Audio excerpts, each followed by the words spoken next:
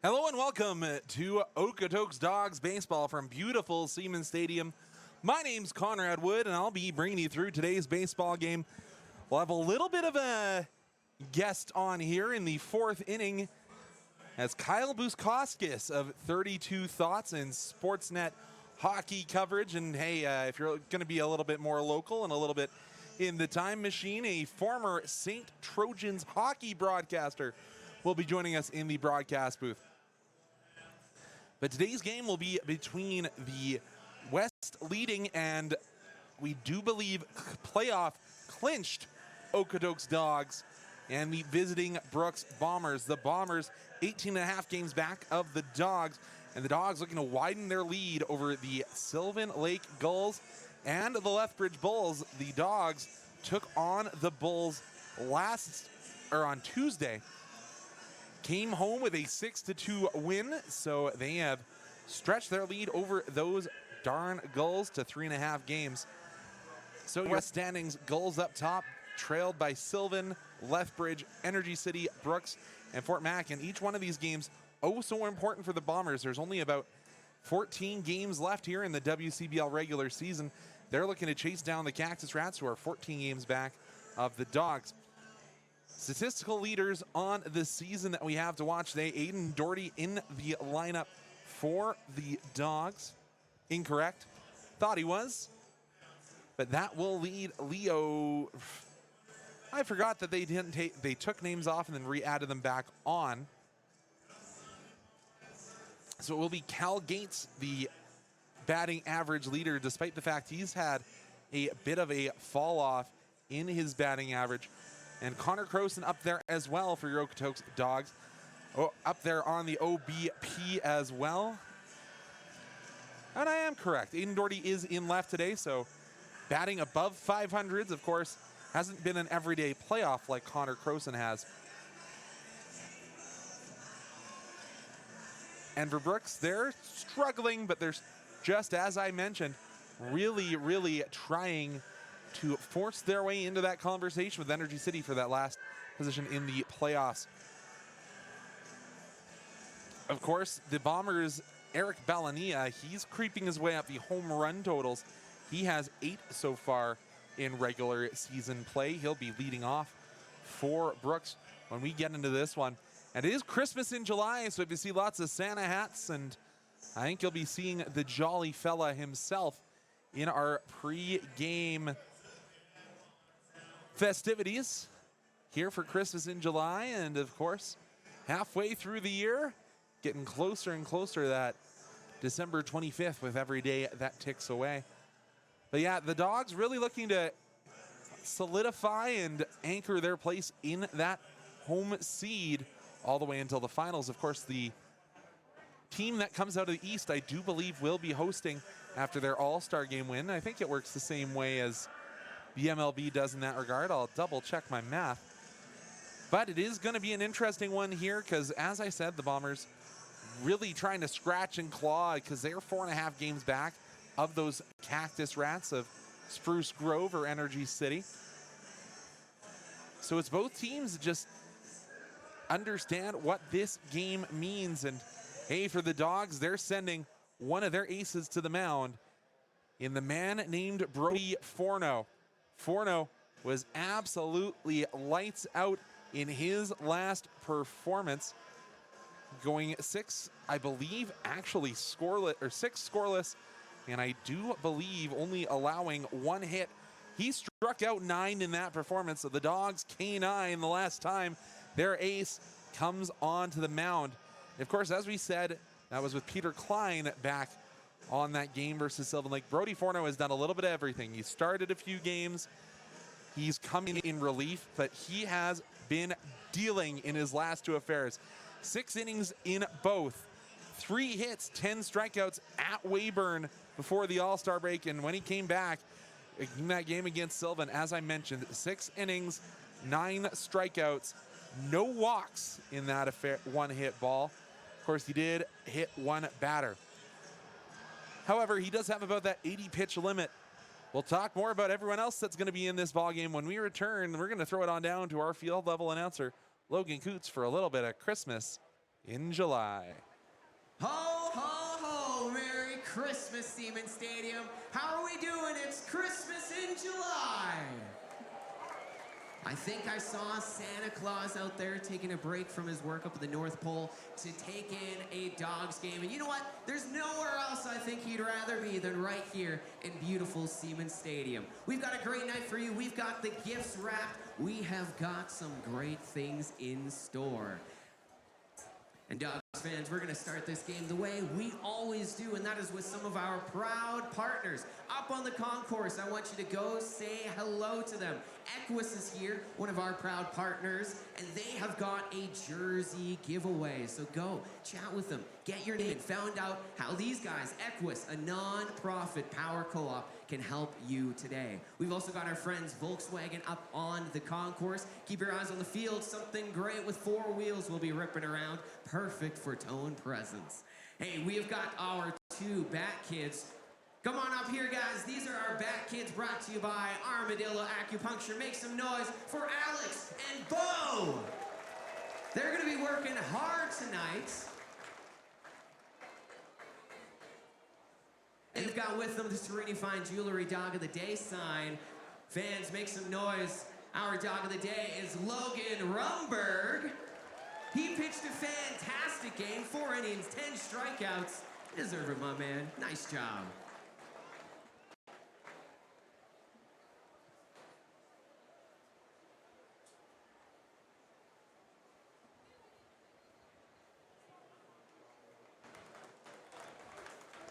Now, fans, without further ado, we're going to throw it up to the Hometown Dental Press Box. Hey, Mike, let's get tonight's starting lineup. Fans, here is tonight's starting lineup and batting order for your Okotoks Dawgs. Leading off tonight from Gonzaga University, a Dawgs Academy alum playing shortstop, number 8, Ricky Sanchez.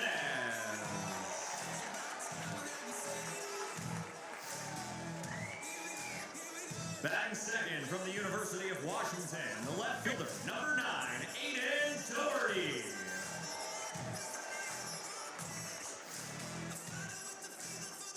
Batting third, a WCBL All-Star attending Indiana University, the right fielder, number 3, Cal Gates.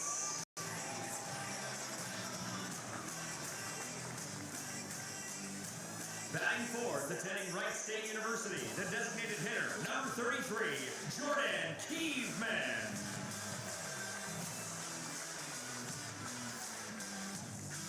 Batting fifth, the Dawgs Academy alum and WCBL All-Star attending Tennessee Tech University, the third baseman, number 10, Connor Kurosin.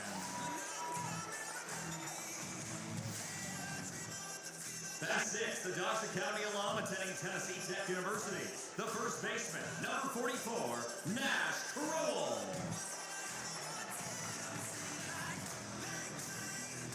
Batting seventh from Gonzaga University, the catcher, number 23, Jacob Wróblewski. Batting eighth from Lynn Benton Community College, the second baseman, number 36, Emmett Stocker.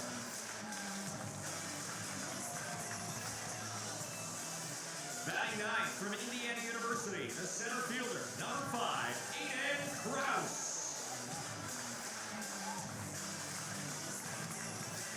And tonight's starting pitcher for the Dawgs, a Dawgs Academy alum attending Campbellsville University, number 4, Brody Forno. Fans, I'll ask you to rise if you're able. Remove your hats and join Talia Sargent in the singing of our national anthem.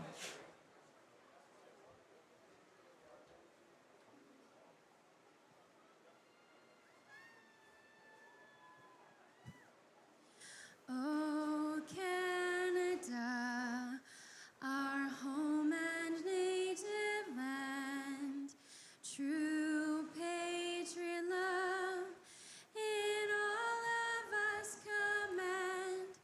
With glowing hearts we see the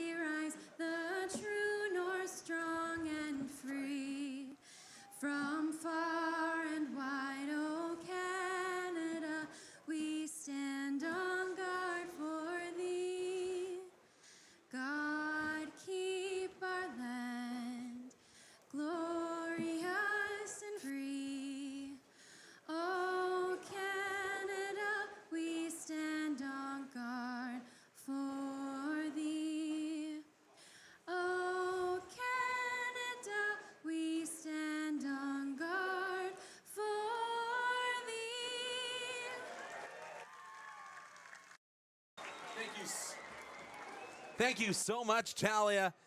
It's another beautiful day for baseball. According to my, never mind, we're not quite through. Appropriate that we have a ceremonial first pitch representing Canada's other pastime, the great game of hockey. We are honored to welcome from Sportsnet and Hockey Night in Canada, the rinkside host. Please welcome Kyle Bukauskas for our opening pitch tonight.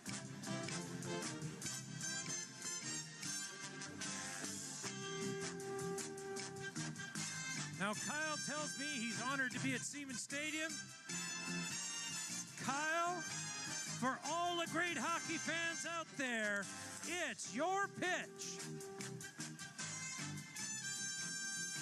Hey, well done. Hey, not bad for Kyle Bukauskas, who will be joining us in the fourth inning of today's ball game. And Kyle, of course, he has a young one of his own. Hey, maybe a future ball boy for the Okotoks Dawgs. Of course, Berkeley and Danny, his wife, here as well.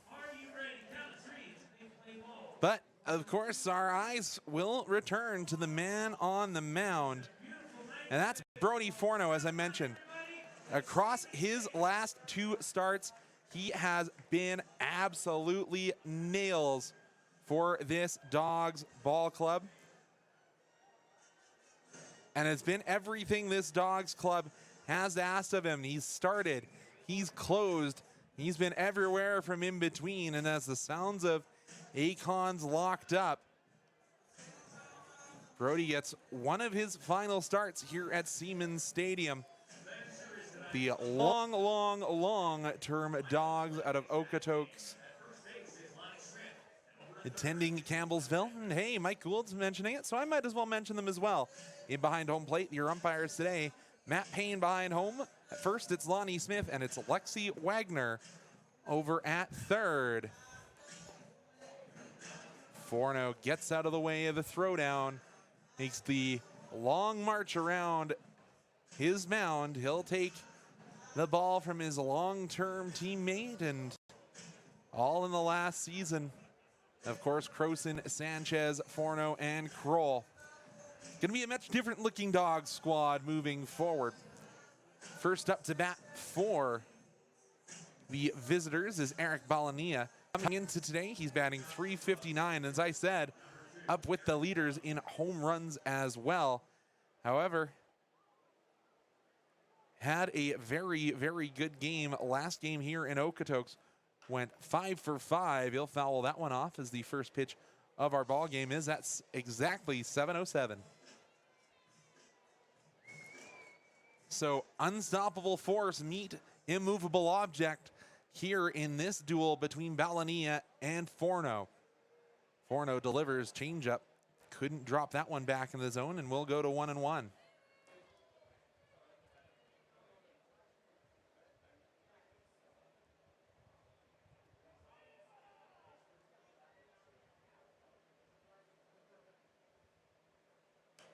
Balania finds that one, and he's delivering a gift back to the Okotoks faithful here in Christmas in July at Siemens Stadium. Forno, as I mentioned, pair of absolute nails outings in his last two outings. 10 and 9 strikeouts in his last two games respectively. That one outside 2-2. That's why they give you 4 balls and they only need 3 strikes. Balania has seen Forno well thus far. 2 strikes have both come via the foul. Chop that one up the third baseline. We'll do the 2-2 all over again. Once again, my name's Conrad Wood. Thank you so much for joining us here on FloCollege. Your home for all the WCBL action you could want, you could need. Of course, as we continue on with this season nearing its end point, Forno delivers up high, trying to get Balania to extend the strike zone. Couldn't do it. Did not issue a walk in his previous appearance against Sylvan Lake. Had a couple of walks against the Weyburn Beavers, but when you strike out 10, you're not worried about the 2 you walked. 3-2 delivery. That one will be shot into right field. Gates will have to get under it, and he will. That one was fading away from the Dawgs right fielder, but Gates, a little bit of a Superman to retire the leadoff man for the Bombers. That'll lead CJ Snowden to the dish. Snowden in only his third game with the Bombers. First game was in that doubleheader against the Bulls where he played in both halves. Takes a called strike here to lead off against Forno. Snowden in his short appearance with the Bombers batting .286. Stocky right-hander takes outside 1-1. Snowden will be in center today. And the fact that he's in that 2 spot makes you think he might have some speed as he fouls that one off. And Forno working efficiently, getting ahead in counts. You can see why he's got 19 strikeouts across his last 2, and I'm probably already mentioned that a few too many times. Forno shakes off the first sign, likes the second. Setting up inside is his catcher today, Jacob Wróblewski. Across the infield from right to left, it's Kroll, Stalker, Sanchez, Croson. And then from left to right in the outfield, Doherty, Kraus, and Gates. Forno still in that 1-2. Doesn't get the call. Extended by Matt Payne. Wróblewski says, I liked where that one was. The idea was there with the splitter. We'll go to 2-2. Forno, what will he come back with here? He goes to the fastball, and he'll get his first K of the afternoon. Sitting down, CJ Snowden swinging. They toss it around the infield, and Brody Forno, he's always been good, but the form has been something special. He'll look to sit down the Bombers in order. The big, tall, left-handed hitting Jose Vargas will step to the plate. Vargas comes in today, another very hard to get out player for this Bomber squad, batting .347 and a .405 on base percentage. Forno behind an account for the first time, 1-0.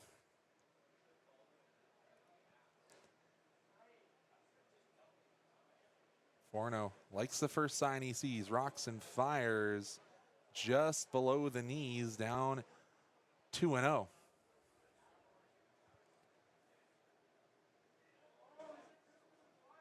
Vargas's last game was that game on the 21st against the Dawgs, where he went 4 for 5. Plated twice, but he'll take the strike call there. He accounted for the only 2 runs for the Bombers to cross the plate.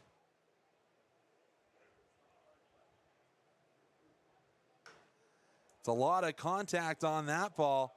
Kraus will range all the way over. Incorrect. I thought it was Kraus who was going to range over. It's Doherty. 1, 2, 3, go the Bombers. The Dawgs will see what they can do when they come to the dish after these messages on FloCollege.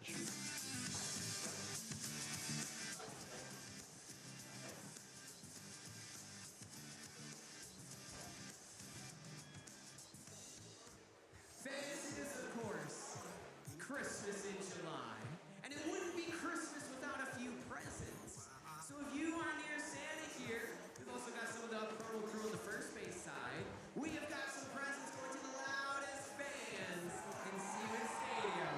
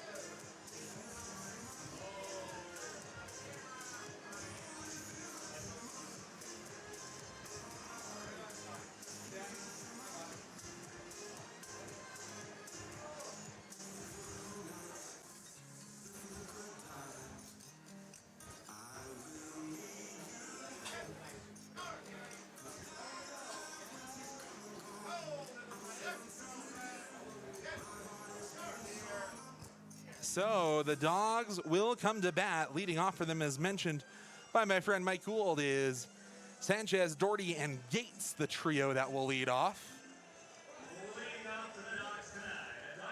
Ricky's really been rounding into form of late. He's gotten that batting average back up to near 300, batting 282. But his on-base percentage almost 100 points higher. In fact, over 100 points higher, 394. So let's see if the Dogs can get their leadoff man aboard here via your Dogs fan favorite. Sanchez takes away the pitch from Paulo Martel. Martel comes in today with 11.28 ERA, 14 walks to 26 strikeouts on the year. So the strikeouts have been there, but the control a little bit of an issue. Sanchez fouls that one off, 1-1.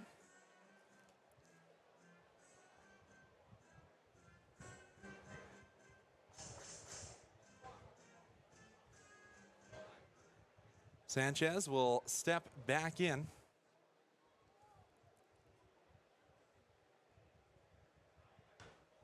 He'll get a lot of that one from Martel, but it'll be right at Jose Vargas. Down goes Sanchez. Sounded good off the bat, but Vargas barely had to take a step from his right field position. That'll bring in Aiden Doherty. Doherty hasn't been with the Dogs a super long time. Joined back on the 19th, but has not been a everyday player.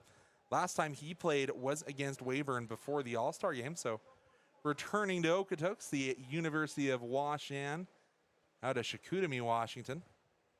Takes low for his first pitch from Martel.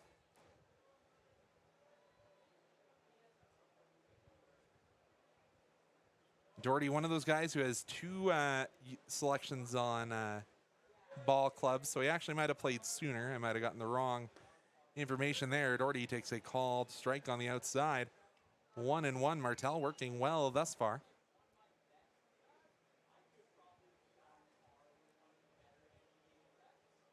1-1 with one away after Sanchez tattooed a baseball, but it only found its way into the glove of Vargas. That one down low, bounces all the way back towards the Bombers' dugout.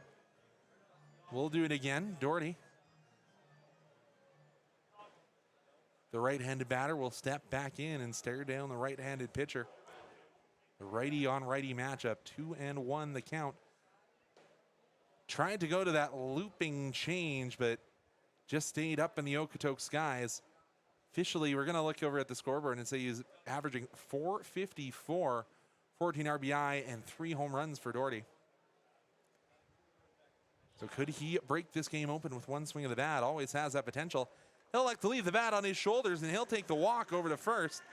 And hey, with a guy who's in the 400s himself and a speed demon behind him in Cal Gates, never a bad idea getting a runner on ahead of him.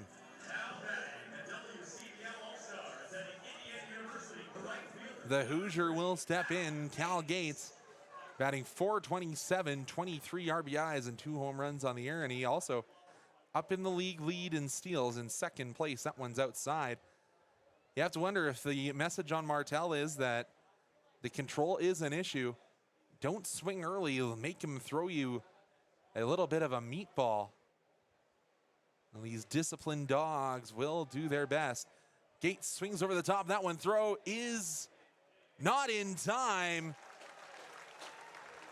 And they're going to say they pulled the tag off because it did look like Doherty kind of bounced on the bag. But the sign is that he's safe. Runners in scoring position early here. Doherty will take the steal, and luckily he's okay. He's checked up on by Balania right in his shadow. Lots of jumping around from Doherty, trying to get in the mind of Martel. As we've said, control can be an issue. Gates swung over the steal attempt, so it is a 2-1 count. Gates saying this felt more like summer last time I talked to him in regards to the Alberta weather. Always a fickle mistress. Gates pokes that one out of Siemens Stadium will even up the count back at 2-2. And an absolutely smoker of an evening here in Okotoks. Weather report read 30 degrees at first pitch, and if you know Alberta weather, we've been having all that smoke blow in from the fires in Washington, Oregon, and British Columbia. So it was a little bit smoky, but it seems to have cleared out for a beautiful evening here at Siemens. Gates will chop that up the first baseline.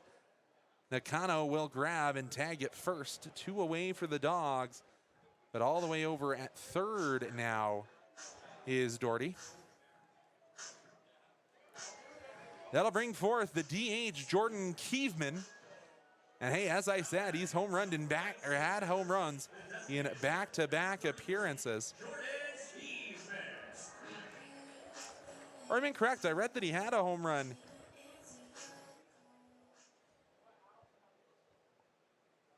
Or am I looking at the wrong batter? I am. Believe yourself the first time.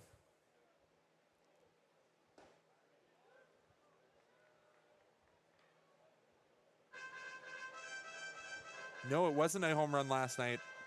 Again, read your stats correctly. He had a home run last time against the Bombers. It was a solo shot that kind of tied that one up. Steyr Couture with the long throw in time. The Dawgs threaten but do not score. More Dawgs baseball when we return here on FloCollege, and I swear I'll get my stats right eventually.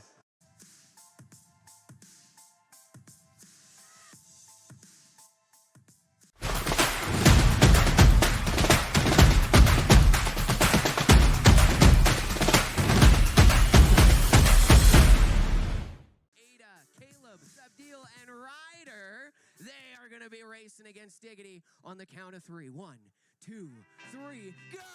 A little bit of a head start, but I think Diggity can take him. Holy, Ada's coming in first. Ada takes it. Holy. Great job, all 4 of you. How about a big round of applause for all of our kids?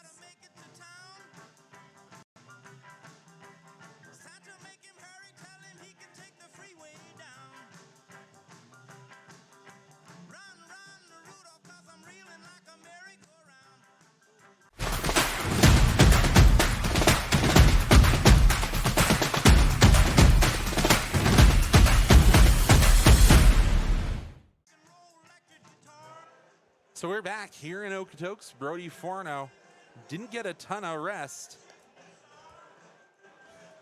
Oh, and Rubo, a little bit of trouble transferring that ball back to his glove. Leading off for the Bombers, it will be Owen Fernandez, Nakano, and Friesen in behind.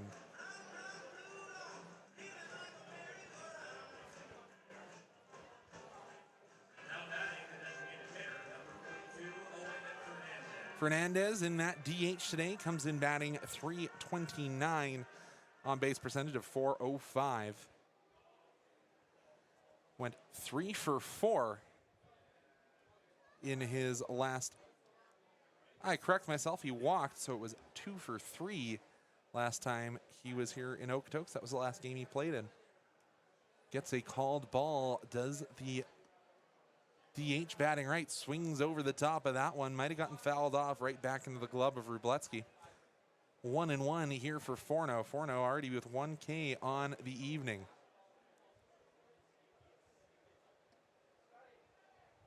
Ooh, that one again, a 50-50 call, not going the way of the Dawgs pitcher.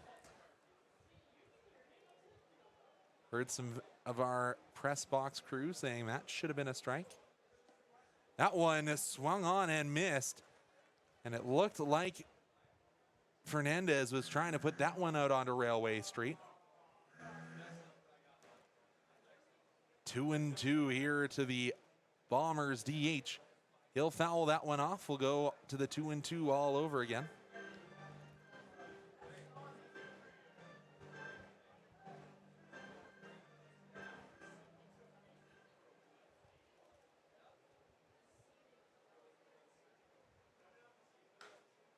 That one will be labeled. It was in the direction of the way that the first inning started off, but find some grass, and the Bombers have their first base runner. Can Forno induce soft contact along the middle of the infield? Again, a veteran infielder. Of course, the only non-long-term dog is over at second base, and Emmett Stalker. That'll turn over to first baseman Assign Akano. Akano comes in batting just shy of 360, 359, 432 on base percentage. Takes a called strike there. Looked like that one might have been the sweeper. I don't think Forno necessarily thinking there's a ton of speed on the bases as drops the changeup in on Nakano, and suddenly he's ahead 0-2.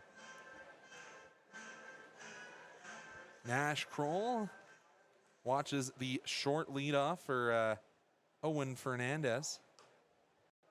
Nakano will foul that one off. Swung at the high heat from Forno. Forno will grab the next ball. Make sure he likes the texture of it. And then look down to his Gonzaga Bulldogs catcher, Wróblewski. Takes a look over his shoulder. That one just outside. We'll go to 1-2. Again, long time for, I think, the last 3 years, Kroll and Forno were housemates. Kroll boarding at the Forno residence. Not so this year. Look, that one might have been a little bit of a pitch out, maybe expecting a little bit longer of a lead from Fernandez. Basically, they were inseparable as brothers, but not this year. Pablo may be deciding he didn't want to feed the Dawgs first baseman and his own son. And that one up the middle. Sanchez ranges to his right, doesn't have a play at second. Throw is in time. Again, Ricky Sanchez makes the impressive look routine, fading all the way to the third base side. Arcs that one over to Kroll, and Kroll scoops to get the out. So the long 6-3 in the scorebooks. For those of you keeping track at home, that'll hand down the order to Carson Friesen. Friesen only appearing in his second game thus far. Takes a called strike there. Friesen went 0 for 3 with a strikeout back yesterday against the Bulls. Forno has that one knocked towards the berm. Does it get over it? Did just barely leave the confines of Siemens Stadium, but Forno, again, has gotten into lots of 0-2 counts. Has one punch out on the evening.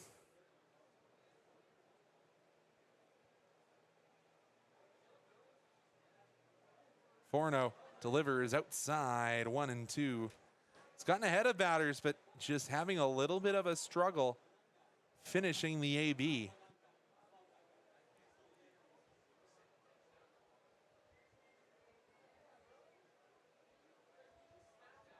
Long look in from Forno. Fouls off again, and Wróblewski will give the batter a bit of time to get out of this one.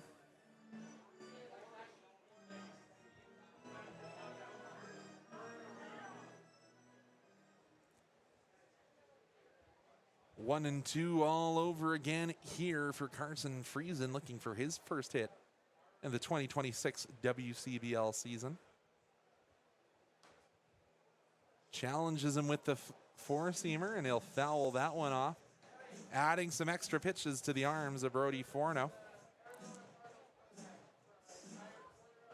Forno already into 34 pitches in this at-bat, or this appearance, so needs to find a way to get some guys out quickly here. I thought that bent its way back in. Matt Payne says no. 2-2 the count.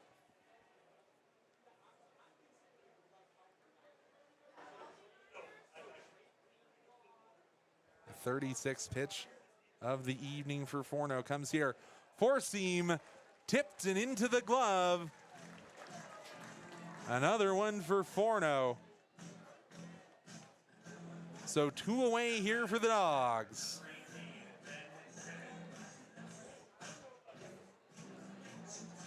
So Ben Simmons will step into the batter's box. Left-handed hitting catcher.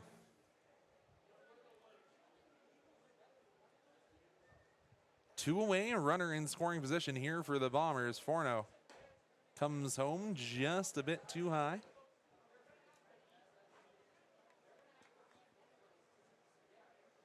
Forno hoping for a few more starts here at Siemens Stadium as the Dogs look to make a long run in the WCBL playoffs. As I said, I do believe they are statistically locked into the playoffs. Hasn't been official on the official stats. If you're looking for any stats this year, head to ballclubswithaz.com/WCBL, where you can also get live stats and score lines. Forno takes a couple looks to second. Gets the swing. It'll be fouled back all the way to the backstop. 1-2 the count. Forno looking for his second strikeout of the evening. Fans trying to clap home a third strike from the longtime Dog. Been here since 2021. Gets weak contact. Croson tries to run that one down. Reaches down into the Bombers dugout. Cannot make the grab.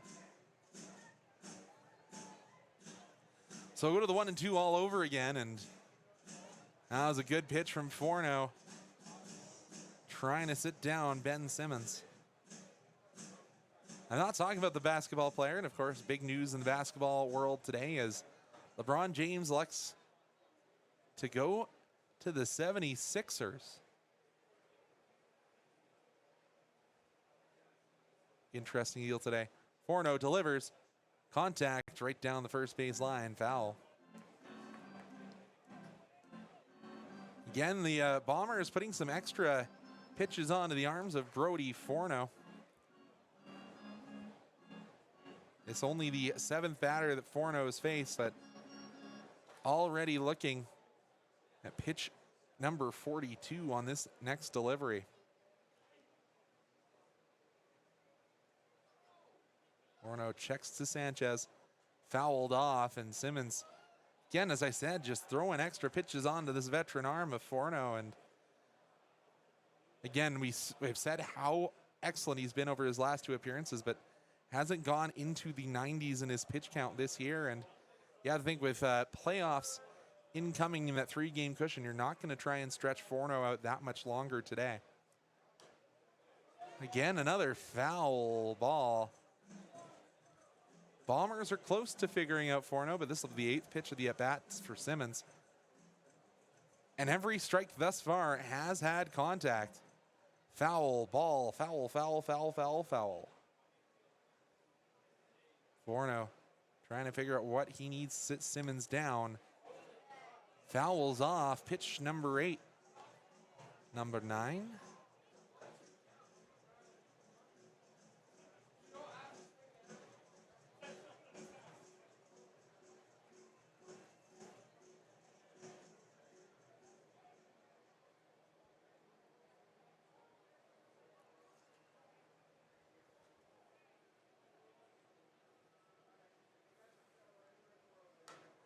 And a big high fly ball. Gates tracking back to the warning track. He'll reach up and make the grab. After a marathon of an at-bat, Forno will get Simmons to fly out and stops the bleeding there. We'll be back for the home half of the second when we return here on FloCollege.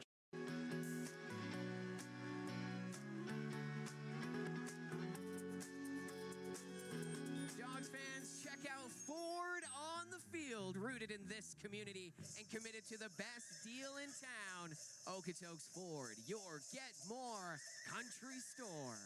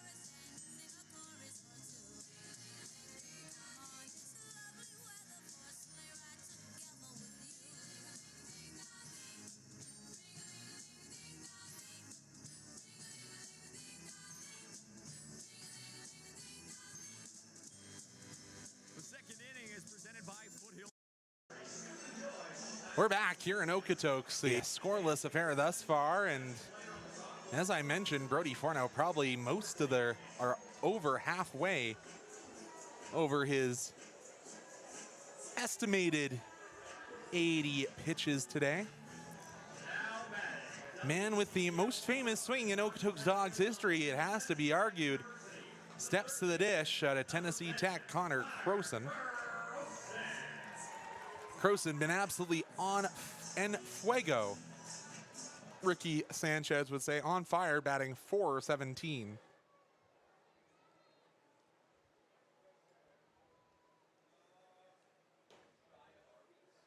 Takes there.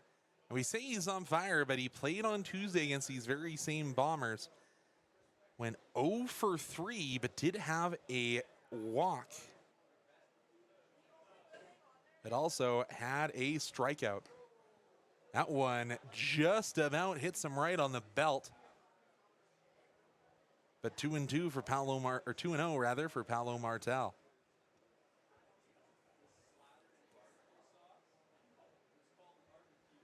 On base percentage of .560, or just short, 1 point short of that, .559.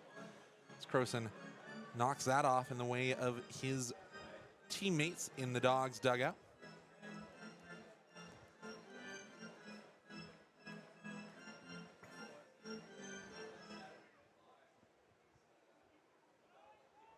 So Croson trying to maybe battle off a few gremlins here, and Martel will take the called strike there on the off-speed. Croson shakes his head, and we've always said, between myself and all of our other commentators, even when Connor's down to the 2 strikes, has the same approach, and it's been a good one. That one will skip all the way to the backstop. Let's make it 3-2. Count is full to the Dawgs leadoff man of this second inning. Stranded Doherty at second last time, did Keevan. Croson trying to get the leadoff man on board for the first time for these Dawgs. Chops that one to third. Great play there by Mora. Oh man, there's a reason they call it the hot corner, and he snags the hot shot, and the Dawgs have one away. Great pick from the third baseman. Quick reflexes. Steals one away from the other third baseman. Kroll will now stand in.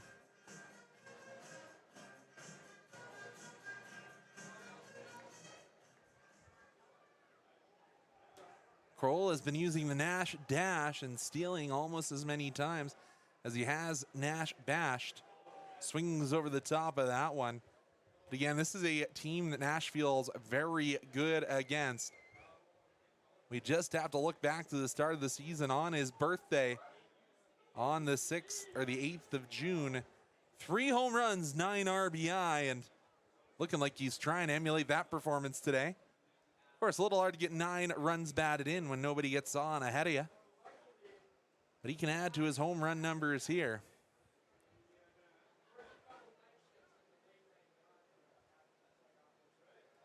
The 0-2 to Kroll. Checks his swing.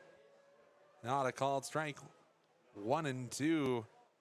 Saw Simmons kind of hold the ball saying, what do you mean that one wasn't a strike? Kroll batting .349 on the year to add to those 6 home runs, 33 RBI.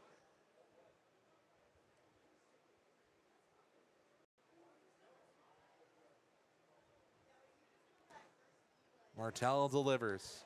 Kroll. Not a fan of that one was Kroll, and neither were the Dawgs faithful. Maybe they're saying the swing went around. I'm just not sure which direction to put the K in the scorebook. But hey, this will bring forth the Gonzaga catcher, Jacob Rubleski.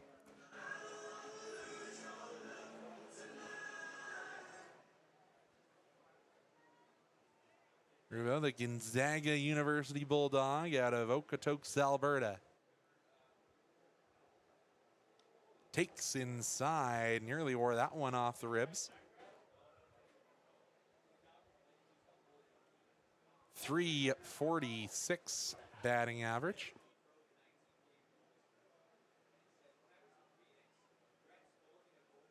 Delivery to Rubleski, pops that one up. Gonna be in the area of Simmons. But the catch will be made. Rasina Cano coming in. So the Dogs go down 1-2-3. It's been a pitching duel so far here at Siemens Stadium. We'll see if that continues when the Dogs open up the third inning when we return here on FloCollege. This or that. Rules are easy. You make noise for the thing that you like the most. And it is all Christmas themed, so we'll turn our attention to the big screen.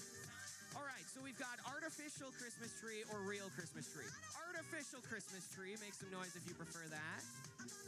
Or real Christmas tree. Correct answer, correct answer. Solid white lights or multicolored lights. The classic solid white lights.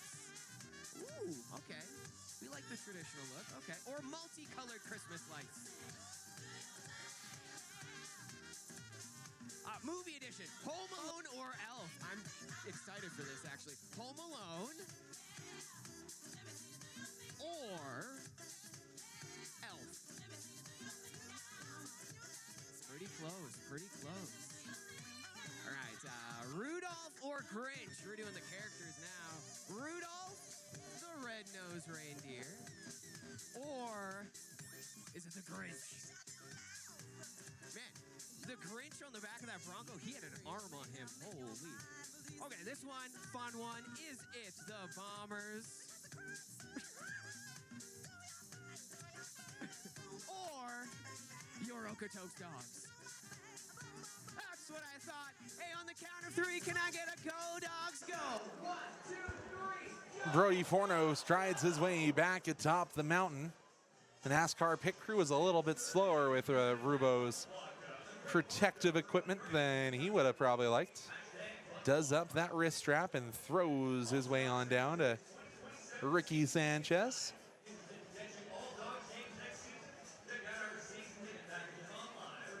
And Forno and Croson will exchange a hug as he'll summit his way back up that clay mountain. Leading off, it will be Eric Mora, who had that big defensive play.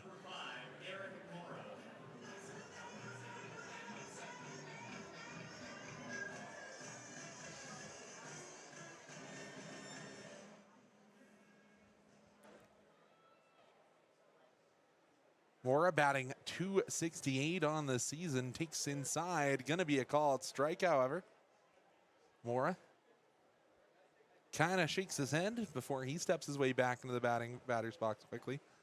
Forno meets him there, and that one well inside. Mora kind of ditches the shoulders out of the way.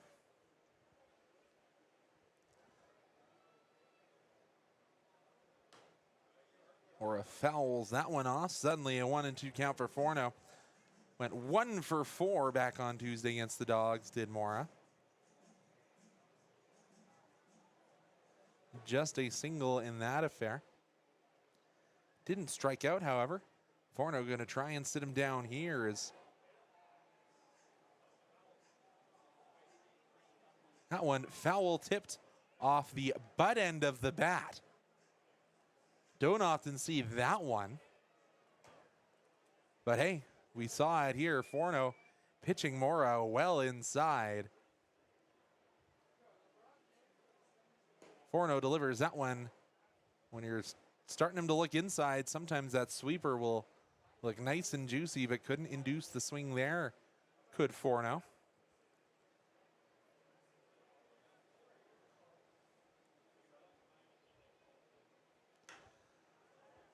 Mora puts a charge into that one, but Cal Gates, the most active player in white and red, will back his way back just before the track and snag that one down.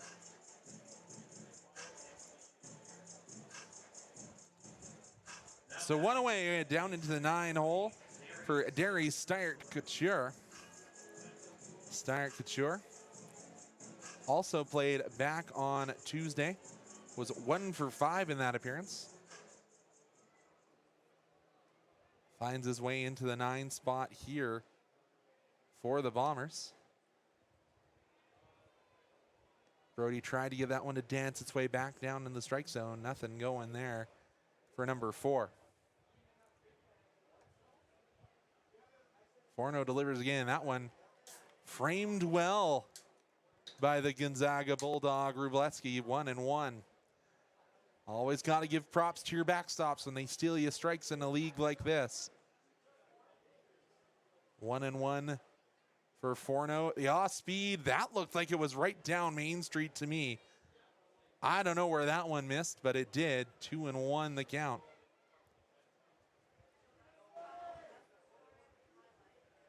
Forno says, I'm just going to throw the fastball and see if this one will stay in play. It will not. 2-2 the count, despite the pursuit from Nash Kroll. Forno will take the ball and chest his belt, and for once doesn't go to the hair. Usually after a foul ball, he'll run his hand through his hair to calm himself down, but will just adjust his cap, shake off the first pitch, nod to the second. Wróblewski sets up outside, gets the strikeout, gets him looking, and the Calgarian Steiner Couture looks back to Matt Payne in disbelief. The second strikeout of the evening for Brody Forno. We'll head back to the top of the order to Eric Balania. He flew out to the warning track, or no, it was the shorter of the fly balls that had the dive from Calgates. As I said, he's been the most active player in these white Oko jerseys. Forno gets that strike call down at the knees, much to the dismay of Balania.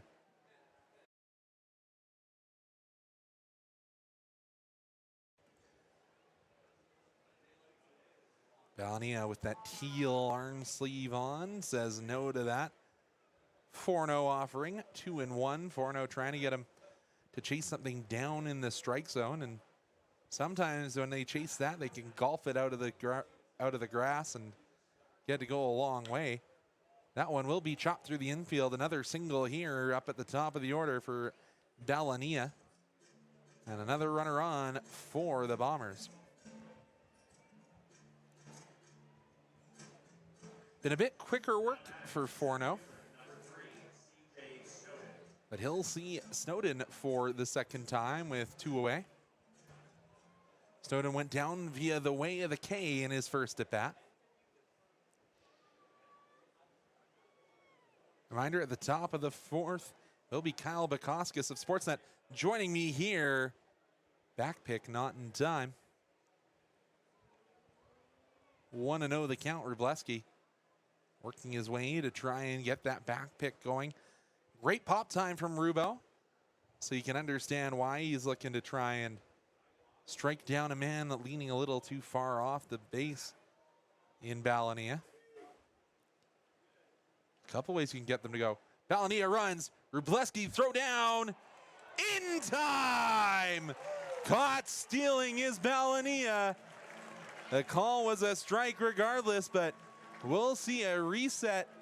And Balania says, I was way safe, and you'll see an argument, but I don't think we'll see them heading back out onto the field. We'll be back after these messages here on FloCollege. Fans, it is time for the Leopold's Pint Toss, one of my favorites. Our contestant today, make some noise for Tanya. She is going to be throwing for a gift card to Leopold's. You got 3 chances whenever you're ready. Let's go for that first one. Here we go. Overhand. Whoa. Oh! That was really close. Okay. Can you get closer with this second one? Number 2. Ooh, that's okay. You still have one more. Make some noise. Last throw for Tanya. Throw 3. Oh! Hey, you know what? We're still going to hook you up with a gift card, but you have to give me your biggest and best. Go, Dogs, go. You ready? Go, Dogs, go! Is a wise way to say Merry Christmas to you. Melly third inning is presented by the Naughty Grape, the exclusive wine supplier of the Dogs. The island greeting that we send to you from the land where palm trees sway. Here we know that Christmas will be green and bright, the sun to shine by day and all the stars at night. Mele Kaliki Maka is Hawaii. Now batting from Lynn Benton Community College, the second baseman, number 36, Emmett Stocker. First at bat for the Lynn Benton player, Emmett Stocker.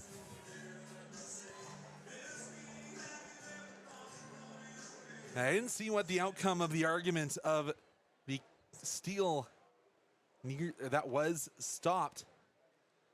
The caught stealing, I guess, is the word you'd use for that one. Stocker puts that one out of Siemens Stadium. It's down 0-1.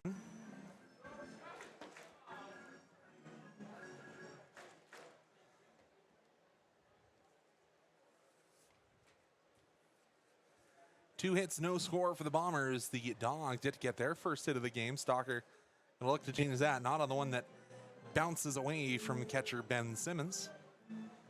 Dogs ball kid is going to race his way out there. Good hard 90 there. Stocker, again, one of these Dogs batting 400. Again, it's a little bit of a shorter year from him. The Lynn Benton product coming up a little bit late. Takes a called strike there on the off speed.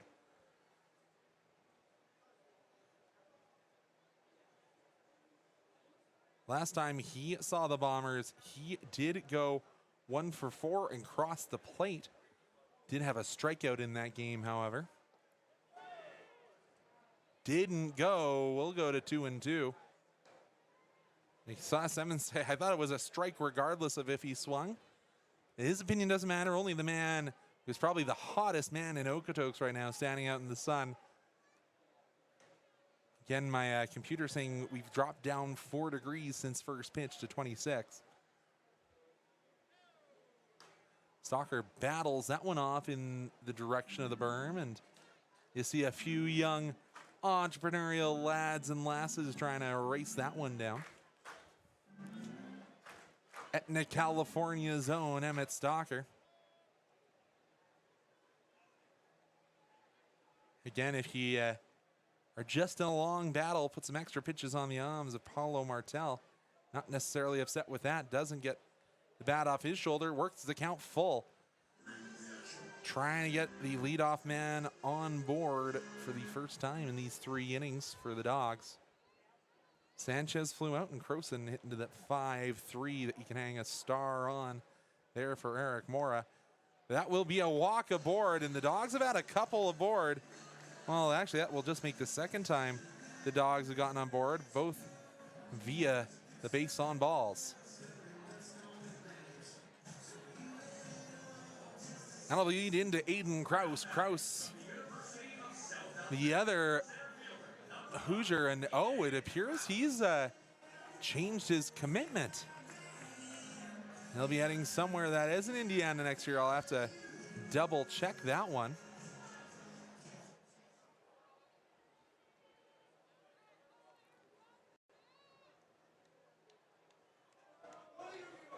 And that pitch gonna try and catch him at first.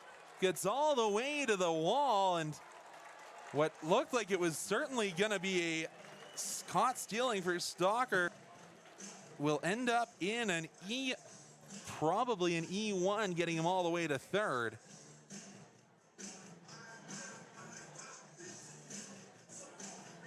So a walk, and then that E1 changes this at bat quite a bit for Aiden Kraus.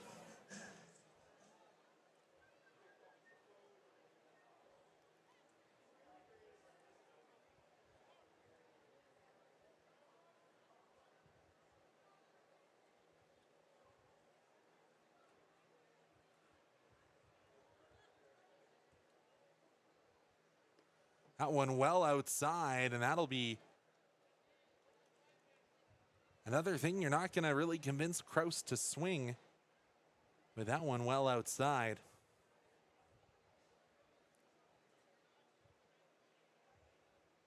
Just want to know to maybe the former Hoosier. Is that one down low in the dirt?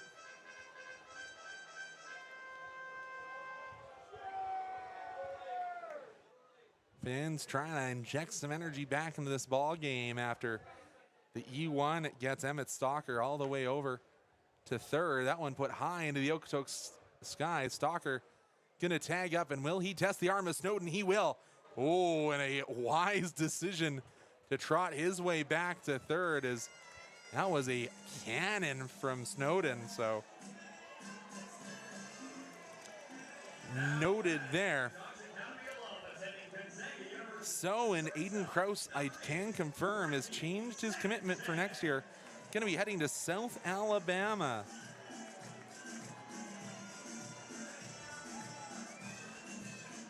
Sometimes I'm the last one to know, the last one to show, the last one you thought you'd see there in terms of commitment changes. Ricky Sanchez, the Gonzaga University Bulldog, takes that one up high. 1-0 the count. Gonna try and find some green grass is Ricky. Has had his family in town a few times this year, including his brother Eddie Sanchez, who, if you've been to the Okotoks Dawgs Stadium, you've seen that Leopold's ball toss. And Eddie, one of the 2 people so far this year to get that ball through the barely larger than ball sized hole to win extra money to Leopold's Tavern here in Okotoks. Well, probably any Leopold's Tavern, knowing that's a chain. And Sanchez will take time, step out of the batter's box.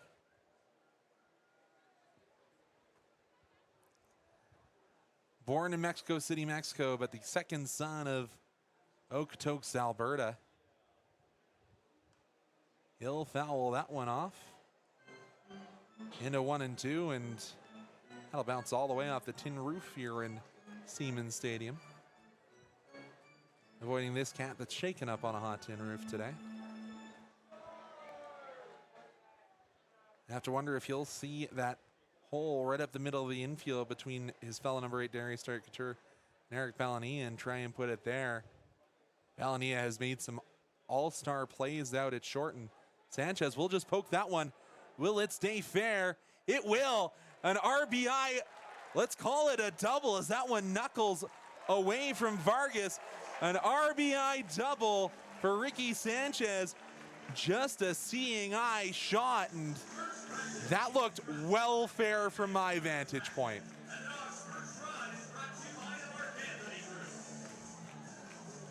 And you're seeing another argument coming here.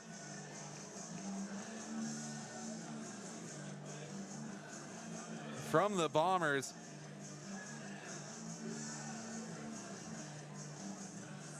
And maybe they're going to argue that Ricky should go back to first base, saying that that ball was unplayable.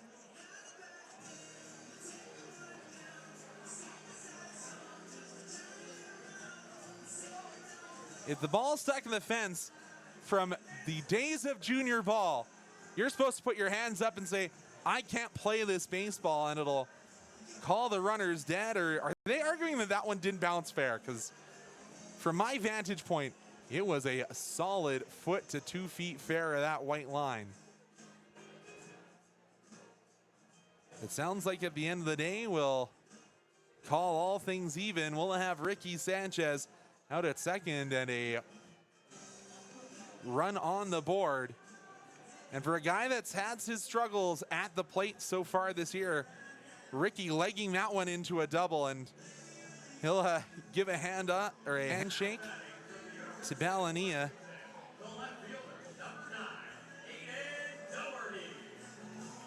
And that'll bring Doherty to the plate. He's 0 for 0. He walked in his first at bat, and the outfielders will have to jog their ways back in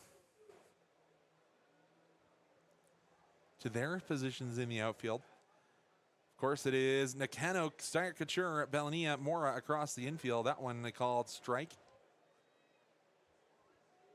Across the outfield from left to right, Friesen, Snowden, and Vargas. Vargas had a long way to run, and Sanchez recognized that, turns it into a double. So it'll be chopped right back up the middle. Sanchez will be watched back to his base, and they'll chop down Doherty on the fielder's choice. But no safe port in a storm here with the Dawgs. And it is Cal Gates who will step onto the field of play. Gates officially batting .423 after he hit into the fielder's choice.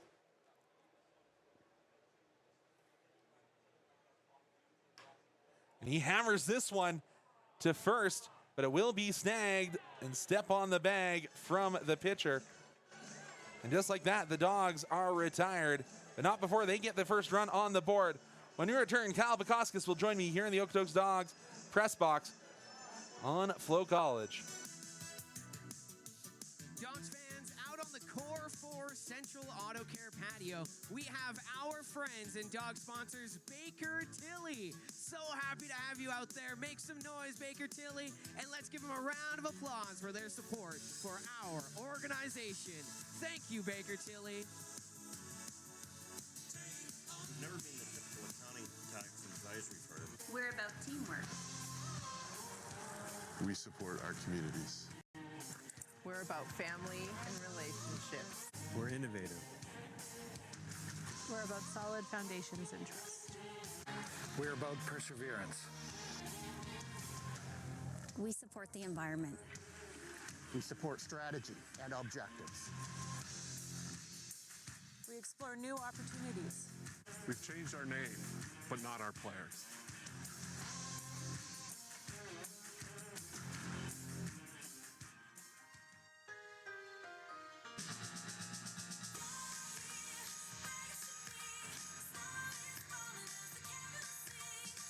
Dawgs fans, do not forget to take advantage of our Catch Mobile ordering located through the QR code in the back of your seat. Order now and pick up later to... All right. Conrad Wood back here with you. Kyle Bukauskas joining me, of course, of the co-host of 32 Thoughts. Done everything with the rinkside hosting with Sportsnet. And, of course, the former voice of the St. Trojans hockey program. Boy. I had to reach back into the history books a little bit for that one, Kyle. Yeah, that takes me back. It's great to be on with you here, Conrad. I mean, what a beautiful night here for ball. I was a little nervous waking up this morning with all the smoke in the area, but it's cleared up all right. It's, man, this is a dream. It's hilarious that it's kind of Christmas in July promo night here at Siemens Stadium, but this is the pinnacle of summer, I think, what we're looking at here. Yeah, and always a beautiful stadium here out at Siemens Stadium. Of course, you were here back when you probably still had Vipers games playing out at Foothill Stadium. It's funny you bring that up. One of the first things we did, so my dad and my brother came out with me when I first moved into state. I lived right on campus both years.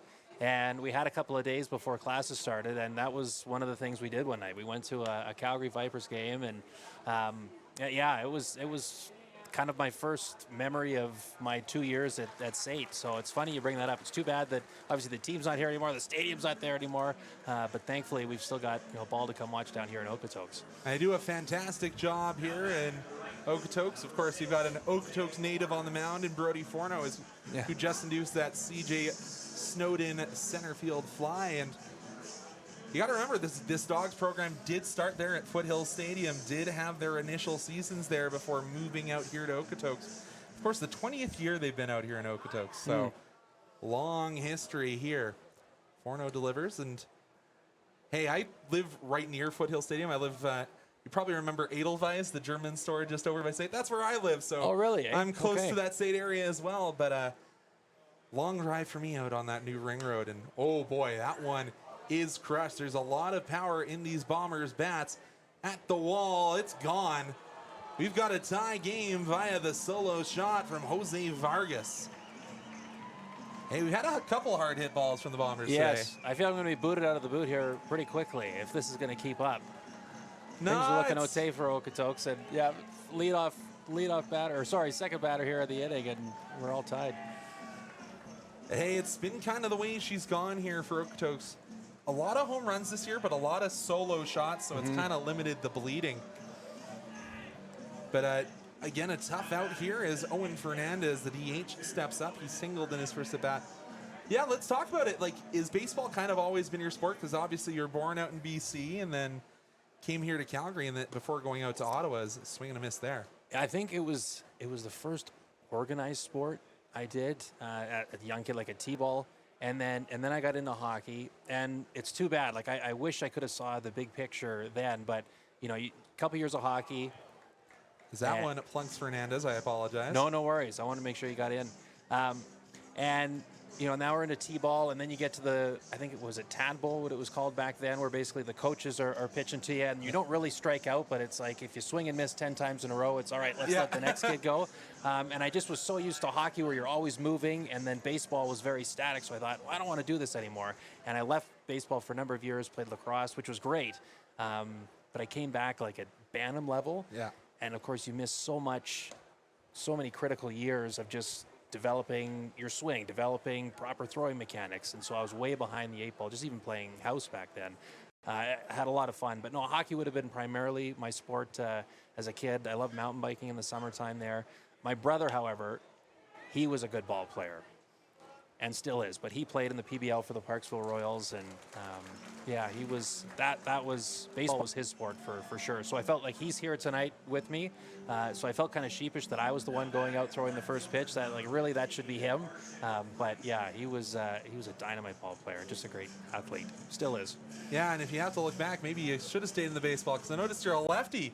You stayed a lefty on the mound. It could have been to a great many things. Conrad, I'm telling you, lefty on the mound. I was a right shot in hockey. You know, lefty in tennis, racket sports. I had every opportunity to separate myself, and I did nothing with it. I only have myself to blame. Hey, you've been a star in the broadcast booth. Obviously, a lot of Canadians tune in weekly to 32 Thoughts to get their thoughts from around the league. And hey, maybe not as many Flames fans tuning in this year.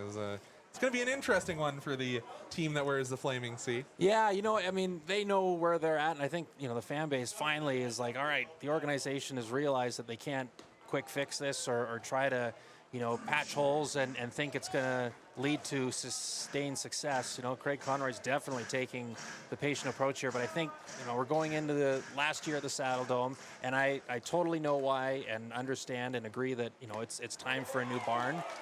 I'm going to miss the Dome, though. I really am. I am, too, and I'm going to miss Brody Forno after he strikes out his final batter of the inning.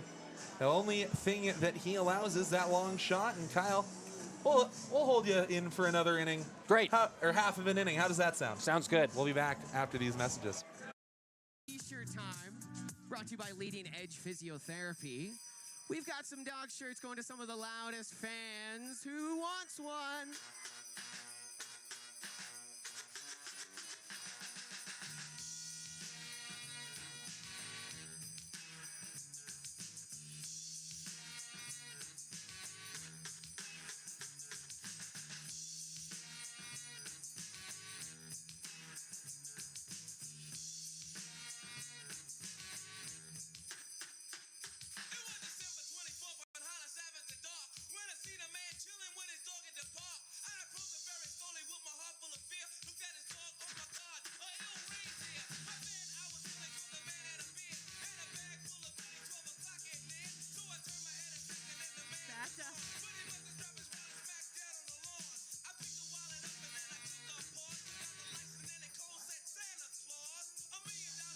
Fans, did you know every Dawgs home run is presented by Secure Energy?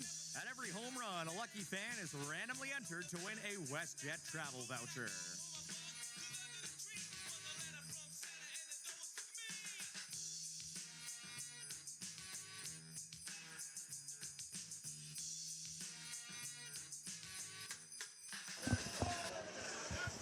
Conrad Wood here again with Kyle Bukauskas, and got to flip my sheet over here. It's been great talking to you, because, hey, if you started with baseball, there's still that knowledge from back in those days just welling in the back. And as you said, your brother was a good athlete.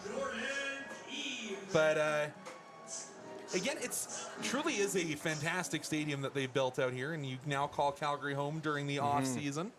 Yeah, it's beautiful what they've done here. And my wife, like when we were dating, her grandfather lived in Medicine Hat, and so we spent a lot of summers out there for a few years and went to a lot of Mavericks games. That was a lot of fun.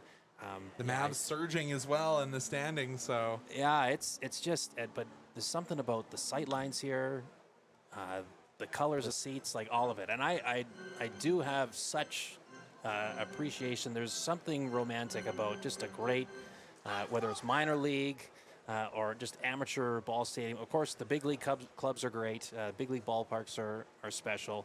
But there's something about this kind of aesthetic. Like I went to the Durham ballpark a couple years ago to watch a game out there, and just like spectacular. That was like, it was neat walking into there, not unlike walking into a Dawgs game here. Keevan fouls that one off. Looks like from my angle it'll find the fans, but oh no, it did angle its way back in, just out of range of Eric Mora. So as you see, you got the Hercules graphic out there on the ribbon board. Jordan Keevan, he could do it all, get the Dawgs back in the lead with one swing of the bat. One of those power hitters, only has 5 home runs on the year, but has belted a bunch to the fences here. Right. So someone to watch. He looks like Hercules in the box there. That's impressive. Yeah. That one bounced in, and talking about, you've been involved with the draft coverage for Sportsnet a little bit. So how often do you think a guy that's drafted the 4th last in the MLB 20-round draft goes from Okotoks to the top 100? And of course that just happened, obviously, with a former Dawg in Eric Hartman that's now ranked, I believe, in the top 50 in the minor leagues. So it says something, as you said, these junior programs, they're always something to watch. Yeah. Not necessarily going to get that massive storyline every time, but it's impressive what they built here. Yeah, I don't know if you did you get a tour of the indoor studio or the training facility? And hey, I might have spoken that one into existence, as Keevan with a moonshot over the scoreboard. And hey, a pair of solo shots here in the 4th. And hey, it's a good thing we didn't kick you out of the booth. You just brought the home runs. We got something to talk about here. This is great, Conrad. That was no doubter. Holy smokes. Yeah, you saw he took a few seconds to admire that one. I mean, yeah. Wouldn't you if you could hit a ball that far? Wow. I certainly would. And hey, the Dawgs doing a good job of getting, well, they don't ever get a leadoff man on board today. But I don't think you're going to argue with him taking the trot around the bases. And this will add to a little bit of pressure here to Connor Croson, because he had the walk-off home run in extra innings two years ago to bring the three-peat home to Okotoks. I was on the call for that one. That must have been pretty special. Oh, special for me, special for Connor, because he is a guy who's played his way all the way through this Dawgs program, back down to that bantam.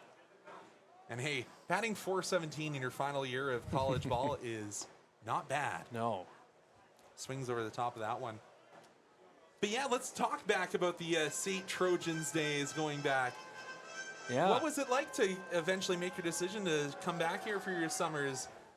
Yeah, I think, well, we had always, when I started at Sportsnet, I moved east, and I lived in Toronto, I lived in Ottawa, I lived in Montreal, and then we came back to Ottawa, and then my wife, girlfriend at the time, she moved out there with me, and it was always in the back of our minds, like, oh, if there was ever a chance to move west and somewhere like Calgary, like that would be such a dream. And last summer it became a real opportunity to take advantage of, and we did. And we just had a baby, so it was a lot going on at once, but it was totally something we're not going to pass up. And so it's been great to be back living in the West again. And yeah, even when we were out in Ottawa, we tried to come out here as much as we could, because I'm from BC, she's from Alberta. There was always family to come here and see. My brother, who I mentioned earlier, he lives in town. So there was always incentive in the summer times, because I don't get much opportunity during the hockey season to get away from the week-to-week grind of that schedule. But it's just been great, because finally every summer was about, okay, trips west, and now we're already here, so we can just enjoy living in our house and doing some road trips here and then. But a lot closer to family has been really great. Yeah, I can make a few trips down here to Okotoks and watch some ball. But I'm going to do this. It's 5 degrees of separation between the two of us, because one of my buddies I went to high school with is now, I believe, engaged to Kelly Rudy's daughter. Wow. The one he's the guy who does all those the images for those No Bad Days closing. Yes. As Connor Croson sits down. Yeah, my friend More Hayden, good days. Hayden Jones. Got it yeah. right here. I'm wearing the shirt. Yeah, so he actually designed that shirt you're wearing. Yes. So Wow. my friend Hayden Jones. So we got a few shorter degrees of separation than No we maybe kidding. thought. So. Yeah. Kelly's one of the ultimate gentlemen. Him and his wife Donna are just two tremendous individuals that have, in a lot of ways, influenced me and Dana, my wife. They've been such incredible people in our lives. That's really neat. So yeah, this will be another guy. It says Yarmouth, Nova Scotia out there, but an Okotoks adopted son here for Nash Kroll as he gets that shoulder in and away from that inside pitch. But so he had his birthday a month ago, played the same day against these Brooks Bombers. 3 home runs and 9 RBI. Really? That's a pretty good birthday present to yourself, if I would say so. And laces there we that go. one. That'll put you on 2. It will, and Nash, more known for the Nash Bash, that dashes his way into second. And suddenly the Dogs have something putting together here in the bottom half of the 4th. He's a first baseman, so you don't necessarily expect the hard 90 from your stalwart first baseman, but he's been making a really big effort of getting that speed improved year over year. So good to see him liking that one into a double. Great. Well, you've been speaking these into existence. You mentioned Hercules, and he hit it 500 feet. And then you talked about his 3 home run day on his birthday, and the next pitch laces a double down the third baseline. Painted it down the third baseline, and I think that's going to start some of these Bombers' arms at least getting stretched out. And Jacob Wrobleski, a long-term Dawgs Academy product, and eventually gets that Div 1 Gonzaga invite, where he played with our shortstop, Ricky Sanchez, who I'm sure you've noticed is a fan favorite every time he comes up. And The play he made early tonight was and he something made special. that look routine, yes. too. And you have to think if he had a few more inches, he probably wouldn't have spent all 5 years here in Okotoks, but we're glad to have him. 1-1 with 1 away here to Wrobleski, and he's just going to try and find some grass in the outfield and try and bring home Yarmouth, Nova Scotia's Nash Kroll. So talking about you back home in BC, did you know there's only 2 players from Salmon that have, Campbell River? Campbell River, yeah. Campbell River. I did my research earlier. It's just it was in Salmon Arm earlier this summer. There's only 2 guys from your hometown that have played in the WCBL, and both of them went to Weyburn. It's a pair of brothers. Wow. So almost the farthest away you can get from BC going to Weyburn. It's a interesting little program they've got there. Okay. What names are we talking about here? I had them written down, and I lost my notes on the way Sorry, in. I didn't mean to put you on the spot. And I know it was a pair of brothers. And that's the good thing about living in this day and age. I'm not having to pull the, oh my God. Of course, Googling while you're on play-by-play is always the, I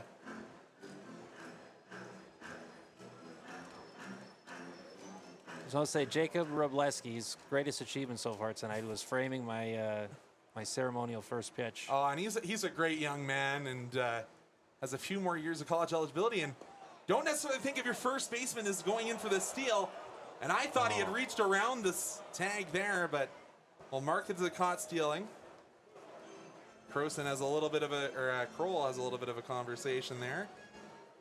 Trying to get more Nash dashes on the season, but Wrobleski into a full count here. I had them, and now it's gone for me. I'm sure I'll get the message to you after you head back to watching. Would this be Berkeley's first baseball game? We came on Father's Day. Oh, okay. Yes, that was his first one. So he's like a seasoned vet now. Oh, on that one, Wrobleski wanted to argue, but he knows he's the catcher. He knows he's got to stand in front of Matt Payne all day. But thank you so much for joining us for this inning of baseball. And again, thank you so much for joining, and enjoy the rest of today here at Siemens Stadium. Yeah, we'll do, Conrad. Thanks so much. Thanks, Kyle.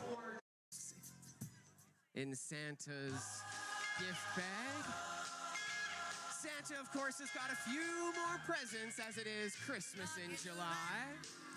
Does anybody want a gift from Santa? Mistletoe hung where you can see every couple tries to stop. Rocking around the Christmas tree, let the Christmas spirit ring. Later we'll have some pumpkin pie and we'll do some caroling. You will get a sentimental feeling when you hear Siemens Stadium on the count of 3 just for Santa. Can we get a big ho, ho, ho? 1, 2, 3, ho, ho, ho! the Christmas tree. Have a happy holiday. Everyone dancing merrily in the new old-fashioned way.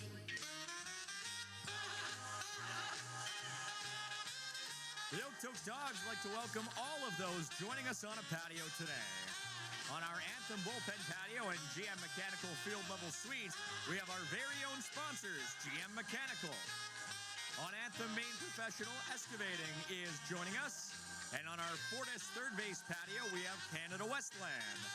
Down in the Third Base Field Level Suite, we have another supporter of the organization, the Masenko Merkley Group. Fans, Siemens Stadium has a wide selection of private patios available for rent each game.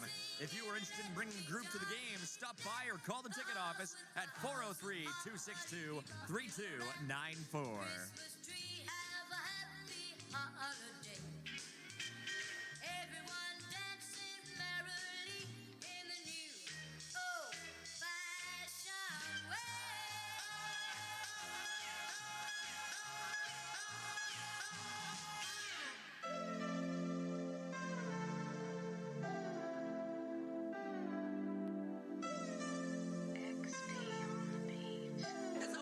Again, thank you so much to Kyle Bukoskis, of course, 32 Thoughts co-host, rinkside anchor on Hockey Night in Canada, and just such an easy guy to sit here and talk baseball. And it will be Brody Forno getting to go out for another inning, and he'll start it off with a strike, if I can get my score bug to work here.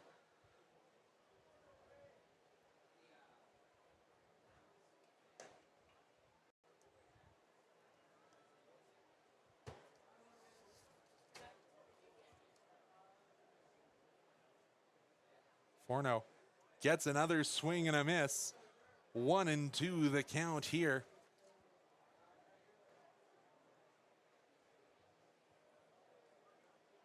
For the catcher, Ben Simmons. Simmons knows the strike zone well. Doesn't get the bat off his shoulder there. 2-2. Dawgs have a couple of arms warming from the looks of it. And Simmons goes down from 0-2 to suddenly in a full count, 3-2. And you have to wonder, how many more pitches will they allow Brody Forno to throw? That one put high into the Okotoks skies. Trying to charge it down is Croson. And it just gets over the fence. Croson tried to make the basket catch. If that one had, oh, it did just hit the fence. And Croson will throw it to a young fan.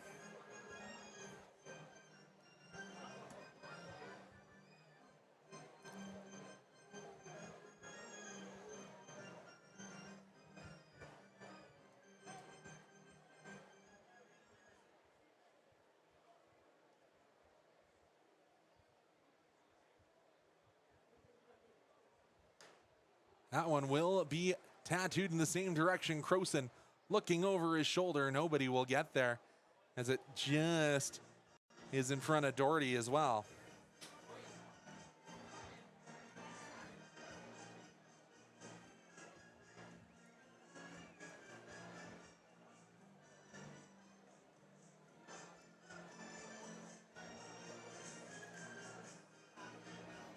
Full count here. Again to Ben Simmons. Dawgs communicating as they get back in position.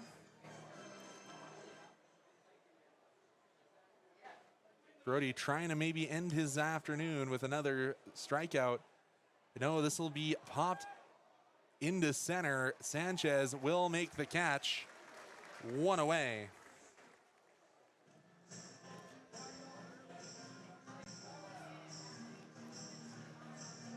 And it does look like it's Dalton Hoffert, at least one of the arms warm for the Dogs. He was ready last inning, but they are going to elect to allow Brody Forno to go a little bit further.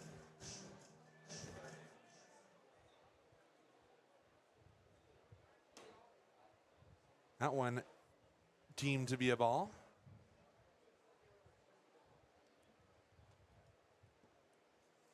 To Eric Mora, 0 for 1.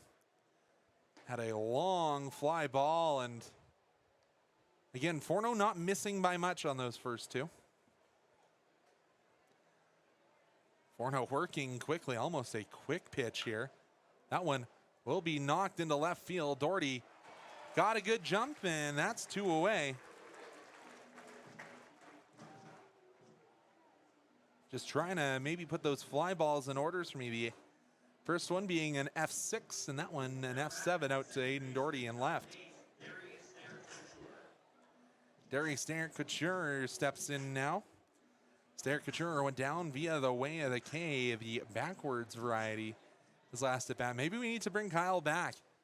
Get a few more long balls in this game. That one to Couture, the Calgary native, called a strike.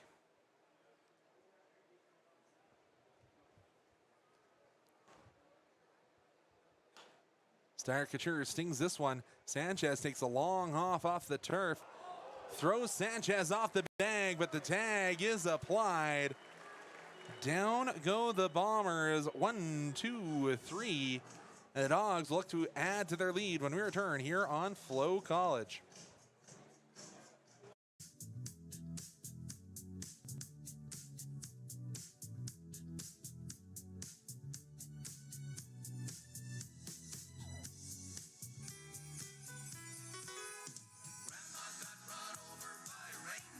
Dogs fans, check out Volkswagen on the field. Make sure you make some noise as they go by. Wave at Diggity. Check out that sweet ride. Check out our friends at Okotoks Volkswagen. She had been drinking too much eggnog, and we begged her not to go. But she'd left her medication, so she stumbled out the door. As they're flying by on the family berm, make some noise and wave hello. At the scene of the attack, there were hoof prints on her forehead and incriminating claws marks on her back. Grandma got run over by a reindeer walking home from our house Christmas Eve. You can say there's no such thing as Santa, but as for me and Grandpa, we believe. Now we're all so proud of Grandpa. He's been taking this so well. Looking for a fortunate night?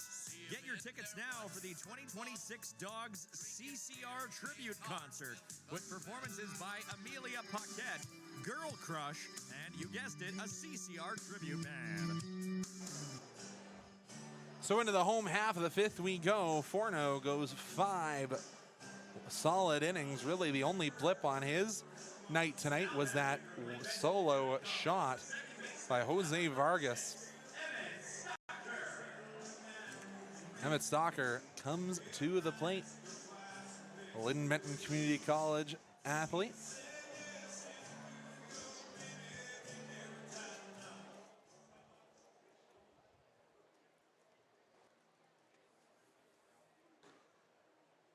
What can Stalker do here? Swings the first pitch he sees. That's barely going to get over the fence into the berm. Stalker walked and scored on that Ricky Sanchez double back in the third. So technically over on the evening tonight. As Kyle said, just kind of turned into one of those beautiful days we can get here in southern Alberta. That one up high, 1-1 the count to Stalker.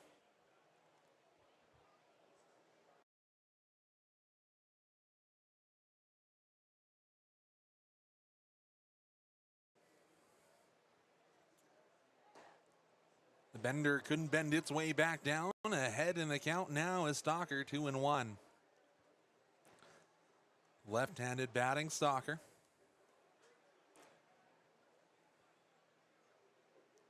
I know it lists on ball clubs that he's a righty, but he is a lefty. He swings over the top of that one. 2-2 we go.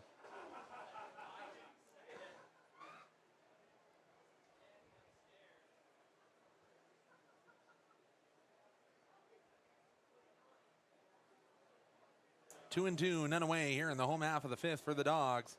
Stalker sees that one at about jawline level. That'll bring the count to full. And I said there's a little bit of stretching going on for the Bombers, but they have a lot of baseball remaining, a lot of rainouts so far this year. So going to have to play a few doubleheaders, so I think they're going to try and avoid using as many arms as they can. As Walker will pair up his walks. And a reminder, Stalker, last time he was on base, looked like he was going to steal, and the ball got thrown away by the man on the mound, Paulo Martel, and he ended up on third, so that allowed that double to cash in a run. As we said, Aiden Krause changing his commitment to South Alabama. Steps his way in, the Chandler, Arizona product. And again, this is the second time the ball has been thrown to first with Emmett Stalker on base and has gotten away. You have to wonder if they're going to charge that one as another E1. They will. So a pair of E1s for Emmett Stalker have gotten him into scoring position twice.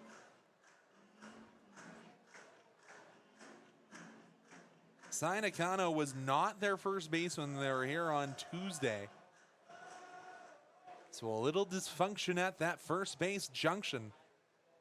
And Stalker now going to bounce around. Pickoff attempt is there. Hands back in time from the tag for Darius Steyert Couture.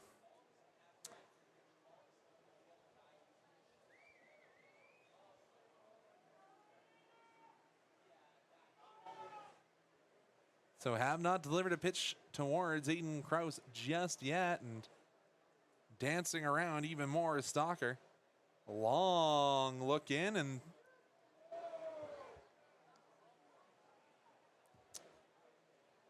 called a strike to Aiden Krause. Shout out to all the friends and Krause family cheering on and around the Chandler, the greater Phoenix area. That one will be knocked to short, and it will be off the glove of Balania. That's a tough play. You have to think, though, for one of the all-stars of this league, that will be an error, and they are going to charge the E6 to Balania.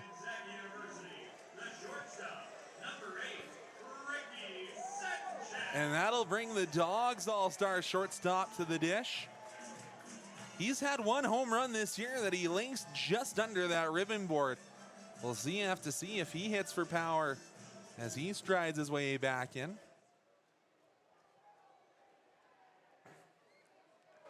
Again, long look over to Stalker as he stutter steps. Which way am I going to go? And are you going to throw it back? And Stalker back in plenty of time. A longer look in over towards second than he even looked at his battery mate, Ben Simmons.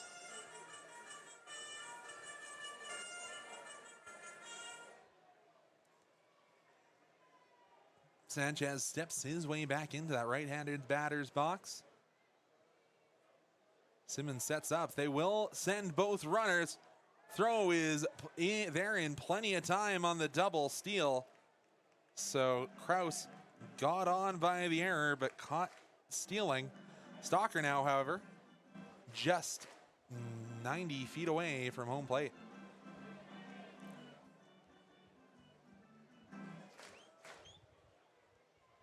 Here in the bottom of the fifth, can Ricky Sanchez find his way to get another RBI?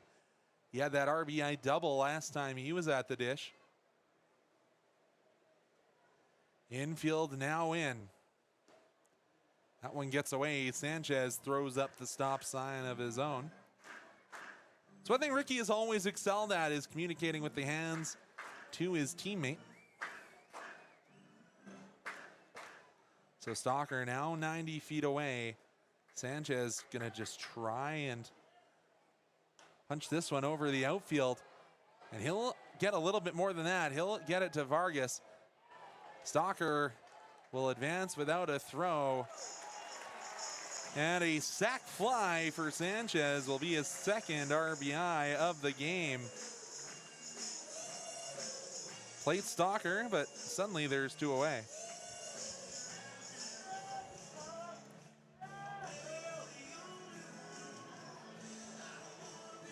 Now batting from the University of Washington, left fielder number 9, Eden Doherty.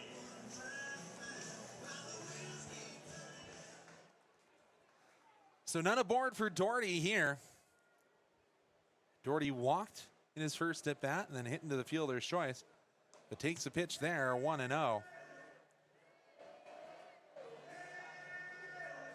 Doherty attending the University of Washington. Seems that the Dawgs really like enjoying from the Washington, Portland area. And Doherty enjoys taking those first two non-competitive pitches. And again, I think Martel maybe have just been told we needed to eat some innings here, young man, because nobody warming up behind him. That will be his 80th pitch of the afternoon. I said there's some guys beginning their warm-ups, and saw a couple of the Bombers pitchers have to go out and repair that mound in the bullpen. As that one, I think you can hear it off the field mics there, that one wasn't really appreciated by the Dawgs faithful.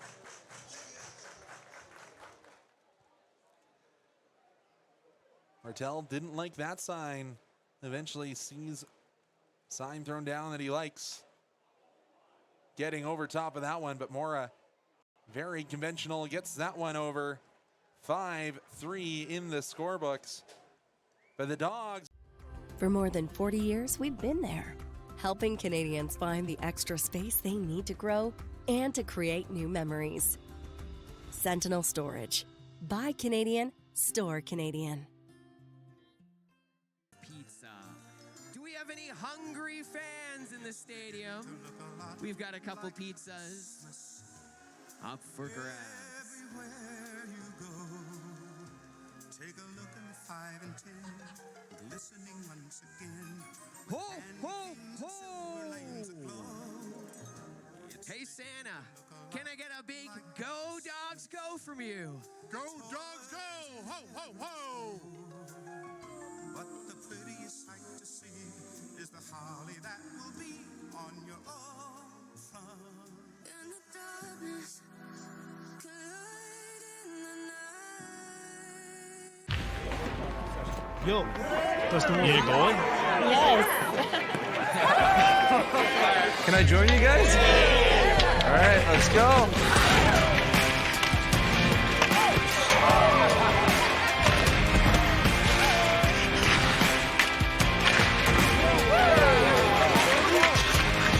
Whether it's on the ice or on our app, always play for the fun of the game. Gamble responsibly with Play Alberta.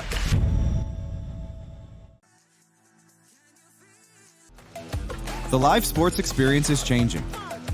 Teams and facilities are under pressure to provide online and in-venue entertainment. IKS Live has the right team to deliver. We provide service across North America and produce the best fan experience, in the seats or streaming to you.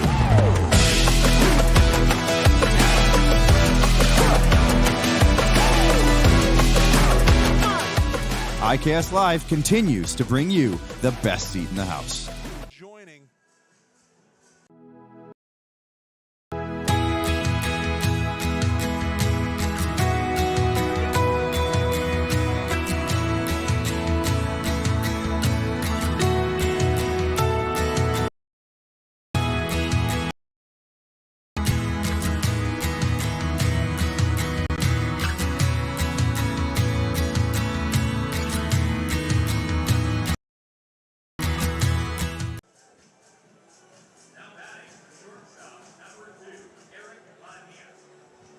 Labonte did only pitch in one game last year, but did go 5 innings in that one of 7 hit ball.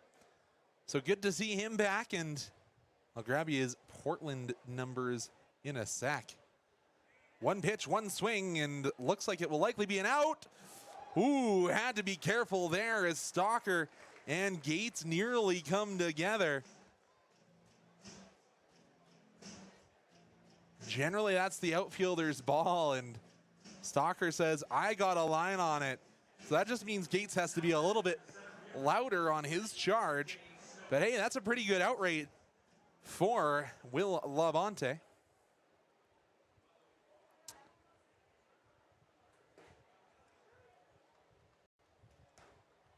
Gonna have to do a little bit of editing because it's Labonte on our ball clubs. I'm sure we'll get that one sorted here after the game. But Labonte firing missiles. 0-2 for Labonte, another one of those Portland Dogs.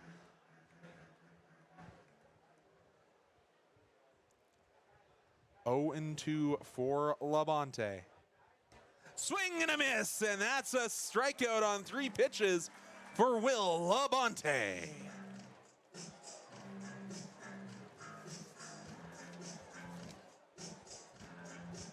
Sits down Snowden on 3 pitches.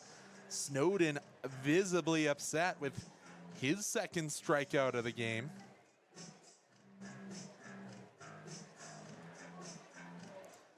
But can Labonte go 1, 2, 3, staring down the left-handed hitting Vargas?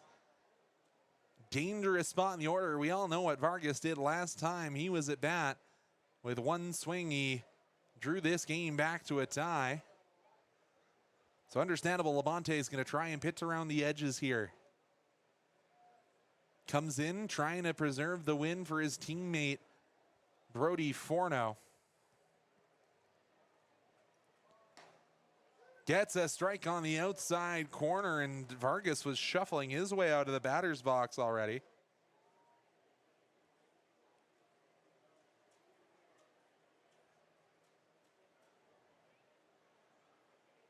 Labonte delivers. Called strike. I don't even think that one was on the check swing. I think that's what home plate umpire Matt Payne is saying. Labonte gonna try and sit down his second straight batter by way of the K. Just too high. 2-2 as Labonte had taken a few steps down his mound towards his own dugout. My friends over working on the ball clubs have actually made that change real quickly, so good on them. Labonte delivers, chopped. Croson charging, reaches across his body, long throw in time. 1, 2, 3. The Dogs get the Bombers to go. The long throw from Croson. We'll be back to see if the Dogs can add to their lead when we return here on FloCollege. Thanks to Ice 360, we have got the Gatling gun. Does anybody want a ball?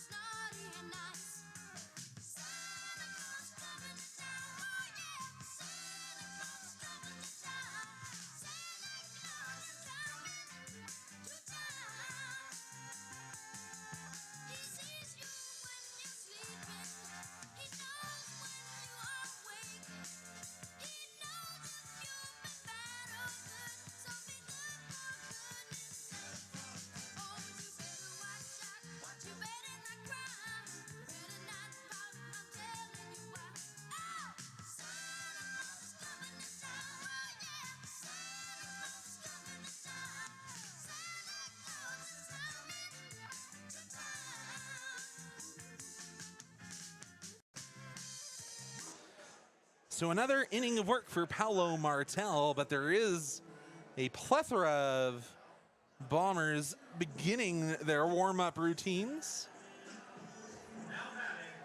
And it will be the Hoosier that's remaining a Hoosier, Cal Gates, stepping into the batter's box for the Dawgs.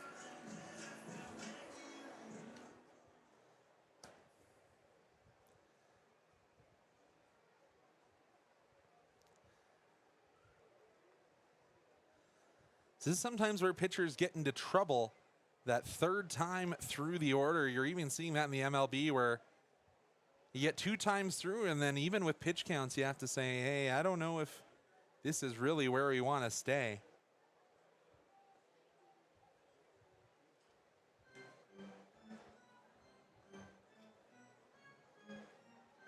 Gates grounded out to end the third and was chopped down in a fielder's choice.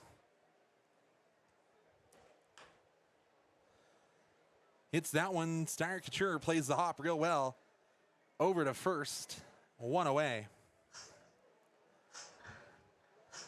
Star Couture read it well and made his hop over and delivered in time.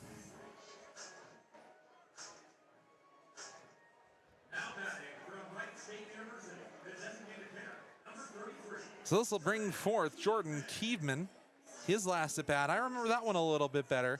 Lead-off home run back in the 4th inning, a mountain of a solo shot.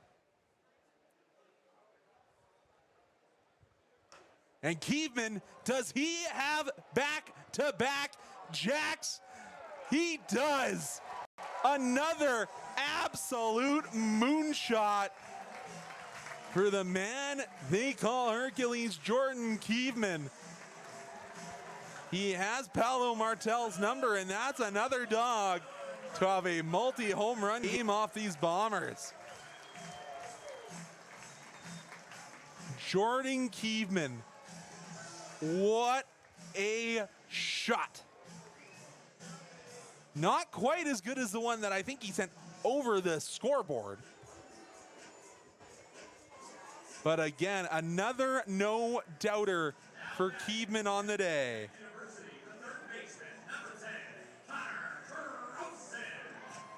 And that'll bring forth the Crow Show, Connor Croson to the dish.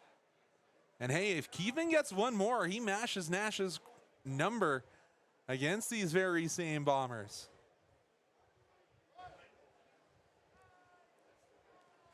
Was inside the pitch to Croson, and Croson trying to make it back-to-back of a different variety here. As I said that, he's tried to launch that one onto Railway Street.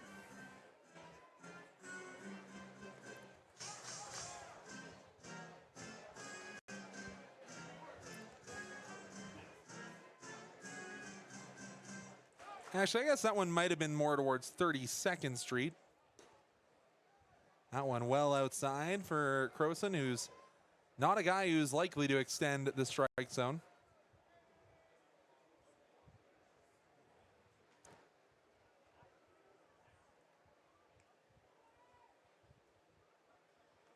And hey, at least Jordan Keeveman's been hanging the right, so we haven't had to yell for those of our friends playing soccer. That one comes off the front facing and into the stands aggressively. Hopefully we don't have to call Savannah into the stands. It's always my least favorite thing to hear. The calls for Dawgs' longtime physiotherapist, Savannah Blakely. The Dawgs, 1 run in the last 4 innings has taken them to this 4-1 lead. And Connor Croson gets a lot of that baseball, and it's just going to find the gap between short and the outfielders. Croson will jog his way into first and just roll the order over for Nash Kroll. And Martel was looking towards his dugout, and I think this will be him in a way pulling himself, because that was a lot of pitches. We didn't mention this really on the broadcast, but kind of a guy that hasn't had to stretch out his arm all that much. And he will hand the ball over, and make his way back to the dugout. Yeah, Martel had only thrown above 70 times before, or twice before today.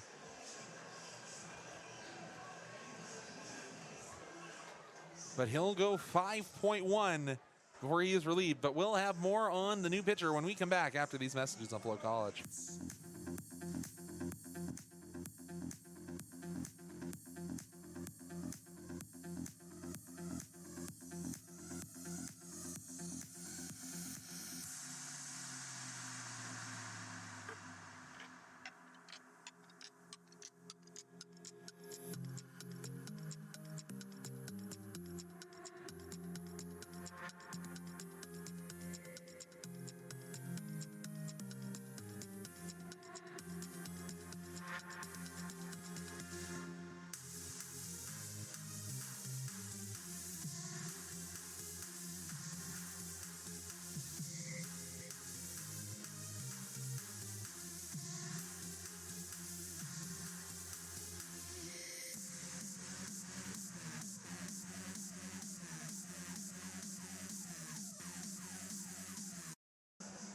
And the man on the mound now for the Bombers is Luis Gallardo.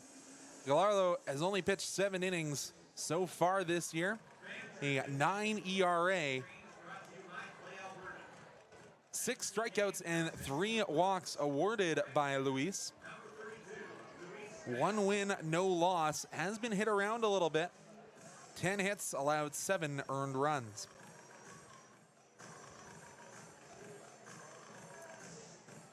A lot of movement to that off speed that he's thrown in this warm-up.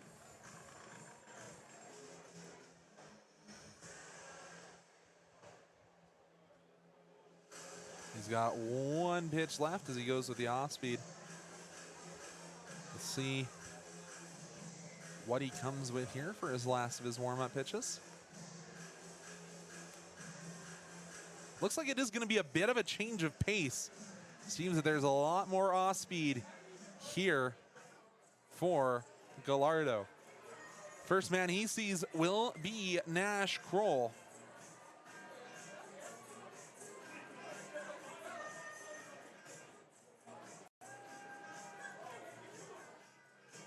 So Nash Kroll, as we saw, hit that double in his last at bat.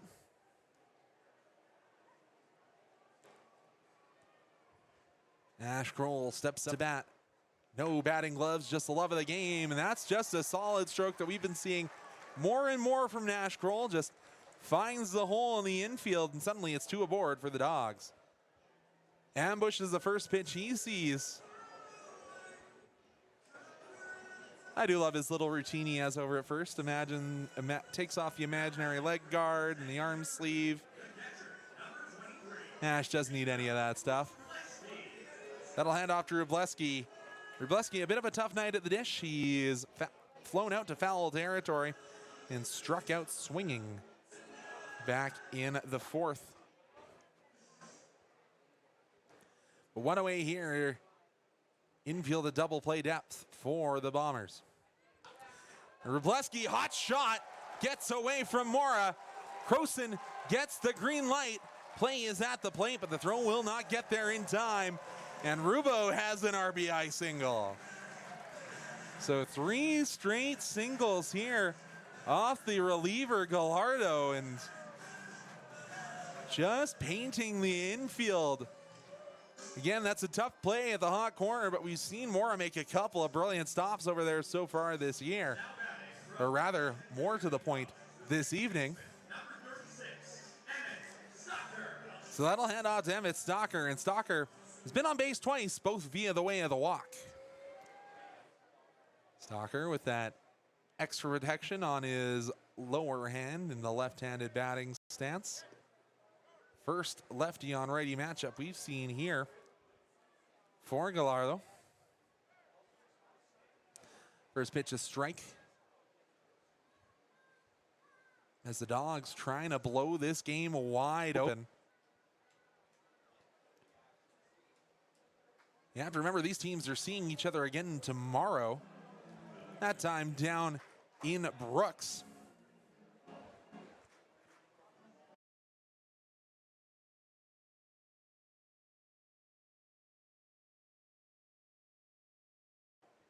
A little bit of a home and home as these teams have seen a lot of each other over the last week. The wind has completely died here in the river valley of Okotoks. 0-2 to Stalker, and can tell from the moment that one left the hand of Gallardo was going to be nowhere near, not even challenging a swing from the Etna, California-born Stalker. Haven't had many interactions with Emmett, but the few we've had, he's been a smiling face in the locker room. Stalker saw that breaking ball hanging up a bit too long. Will it get down? It will! Nash will dash his way into third. Stop sign goes up, and the bases are full of Dawgs with one away. Stalker now 1 for 1. And hey, he's had an adventurous way around the bases. He's accounted for 2 of the Dawgs' 5 runs. Also has accounted for both of the errors thrown by the starter, Paulo Martel. Aiden Krause, 5 home runs, 31 RBI on the year for the South Alabama commit. That one down in the dirt, blocked well by Simmons, 1-0. Krause could crack this game wide open with a single swing. He was close to it back in the third when he flew out to center and was caught stealing back in the fourth. That one, double play opportunity, but Krause runs well. He'll run it out. They will get the out at second, but they will trade the out for another run. It's going to be a tough play to turn to there for Steyr Couture. I put the RBI on Aiden Krause's name as we head back to the top of the order for the 8th Dawgs batter of the inning. Had a good day for Ricky, that RBI double that he hammered in the third inning, and then a sac fly to once again store Emmett Stalker, and Stalker was the one who got cut down. A free steal there, non-contested for Aiden Krause. So 2 in scoring position here for Ricky Sanchez. Lots of room in the outfield or in the infield. See if he can poke it by Nakano. That went outside. 1-1 the count.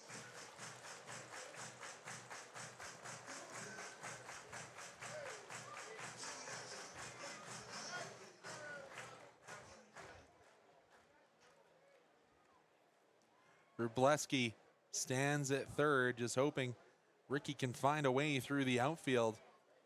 Or hey, if you walk Ricky, you then have the bases loaded once again for the Dawgs.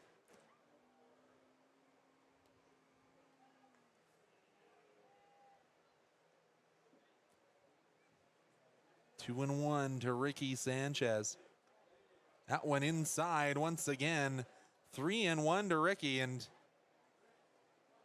just add another way that Ricky Sanchez can be dangerous with that eye at the plate.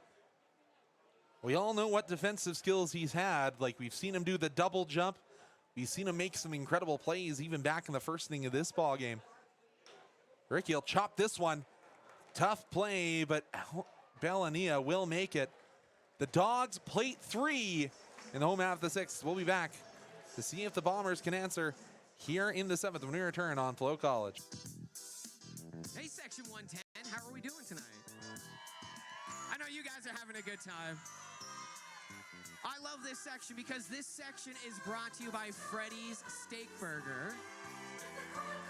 And every single home game, 1 row is getting free custard, courtesy of Freddy's. And row H is getting free custard. Row H is getting free custard. And a big thank you to Freddy's right here in Okotoks.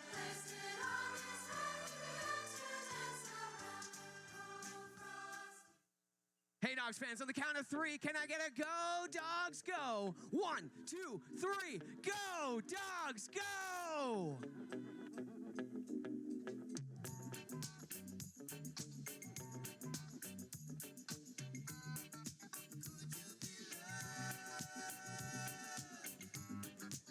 Fans, your attention, please. This pitching change is brought to you by Play Alberta. Entering the game and now pitching for the Dawgs, a WCBL All-Star from North Central Community College, a right-hander, number 47, Wyatt Sadlier.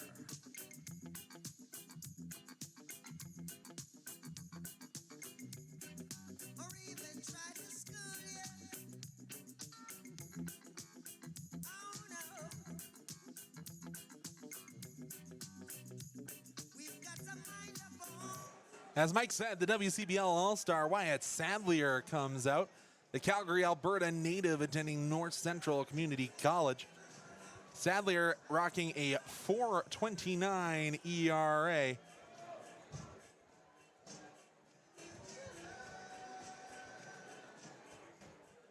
.25 strikeouts to 13 walks, and has pitched 21 innings, and not a lot of them low leverage opportunities. So we'll see what he can do here in the top of the 7th. Big, tall right-hander.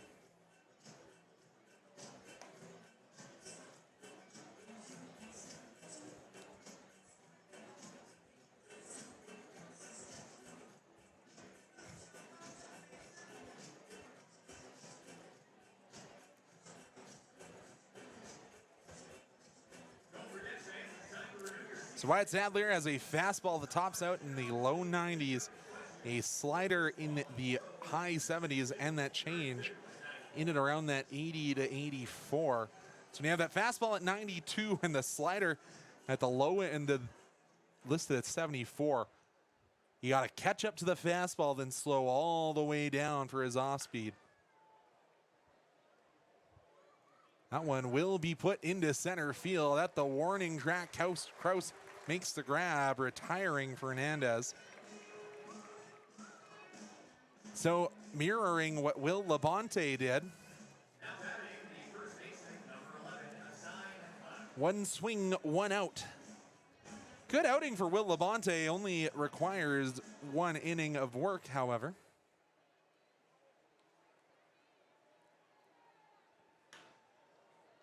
That one angling away from Gates, but he'll make the diving stop.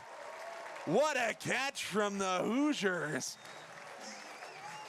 The Hoosier State to Okotoks, Alberta. The diving catch might have been half that distance. But suddenly 2 pitches, 2 away for Sadlier with a little help from his friends.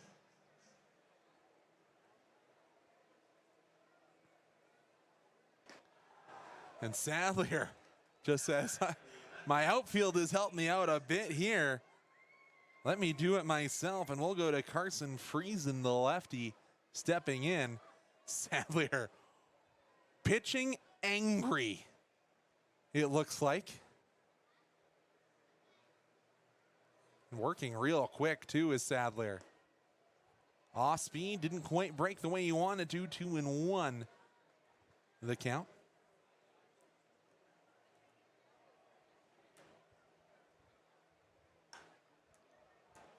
Friesen got a lot of that baseball, but it is going to be held in.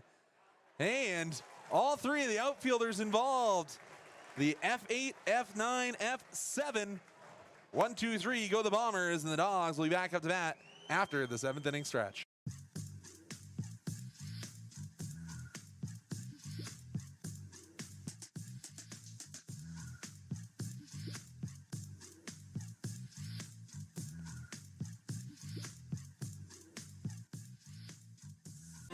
Have you ever wondered if there's one thing that connects people from across our province?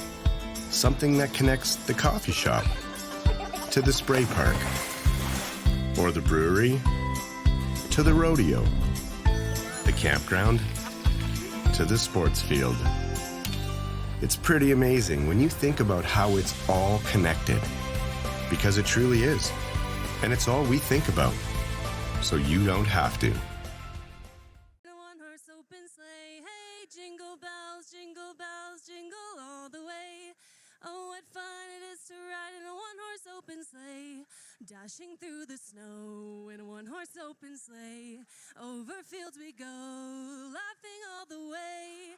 Bells on bobtails ring, making spirits bright. What fun it is to ride and sing a sleighing song tonight.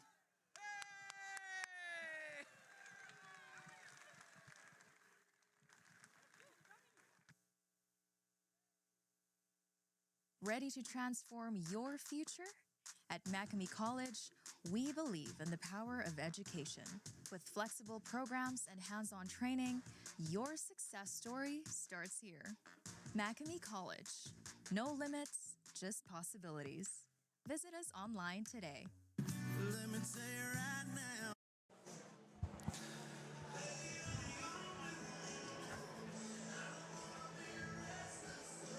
So it's Aiden Doherty coming up to bat. He was the only dog who didn't bat in the 6th inning. And he swings at the first pitch he sees. Had to take a little bit of a circle, did CJ Snowden, but one pitch, one out for Luis Gallardo. And Cal Gates doesn't have a lot of time to readjust after he made that fine diving stop out and right. A Bedford, Indiana-born player. Shout out to the whole Gates family. Got to meet them earlier in this season when they came during the early season, rainy season for the Dawgs. So to remind them a bit of spring in Indiana. But now truly into the summer. Again, a beautiful day for baseball as that one finds the outside corner from Gallardo.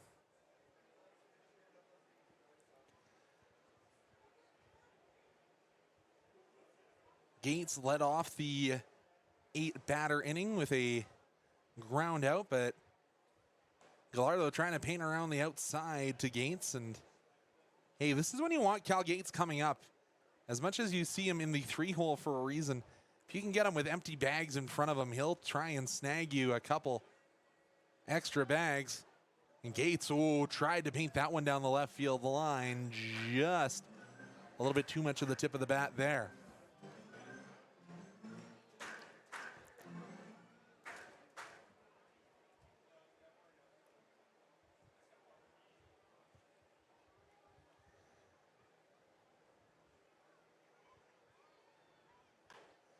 Gates knuckles that one, and Eric Mora has been a star today.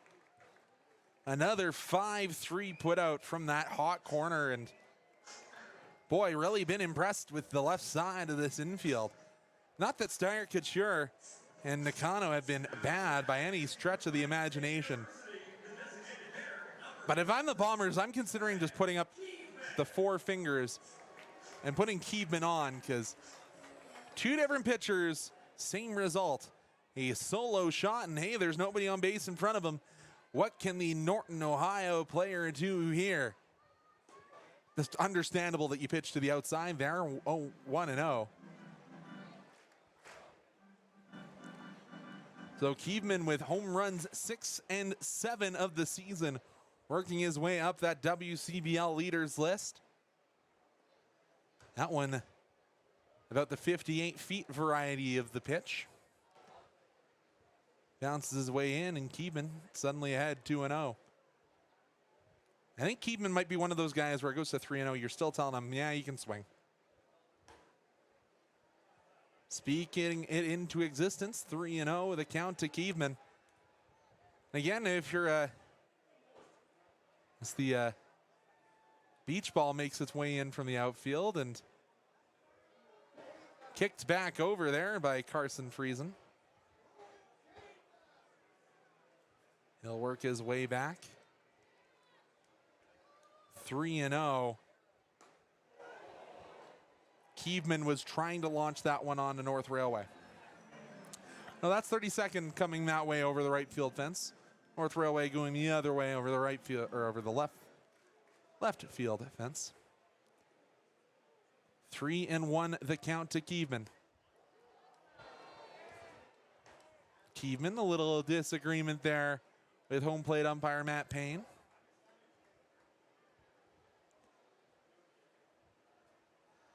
And shout out to Fortis, Alberta. They delivered me some sunglasses today and deliver the power to the lights here all season.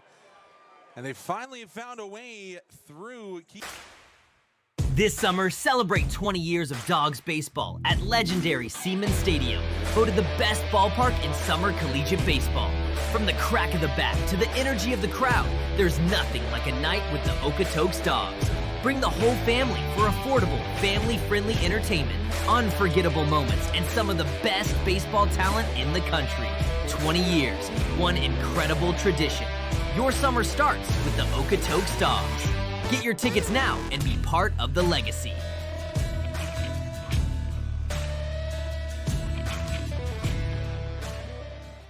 No thumbs. Whoever opens it first, go for it.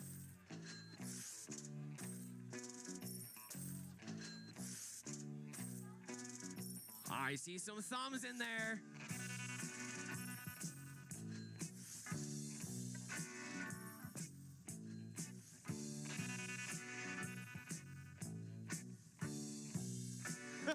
There we have ourselves a winner. Whatever could it be? Oh, he's still going. Oh no! Is that a ball signed by the entire team? Can I get a Go Dogs Go? Go Dogs Go!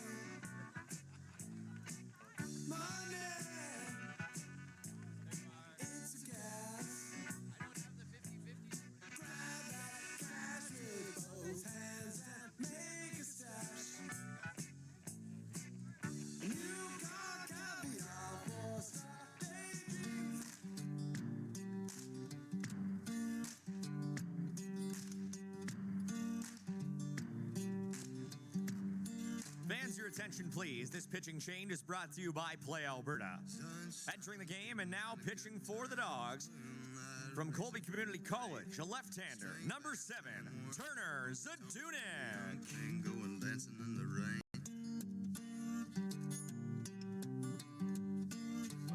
Your ears do not deceive you. The left-hander, number 7, Turner Zadunik, coming on the mound. The first of the 4 Zadunik brothers to summit the mound. That lefty has a fastball that tops out at 90, a cutter in the low 80s, a curve in the mid 70s, changeup at a similar velocity to the curve. And we asked what his favorite subject in school. You have to think it was chemistry because he enjoyed stoichiometry. Went to the off speed to get the first pitch, does Zadunik.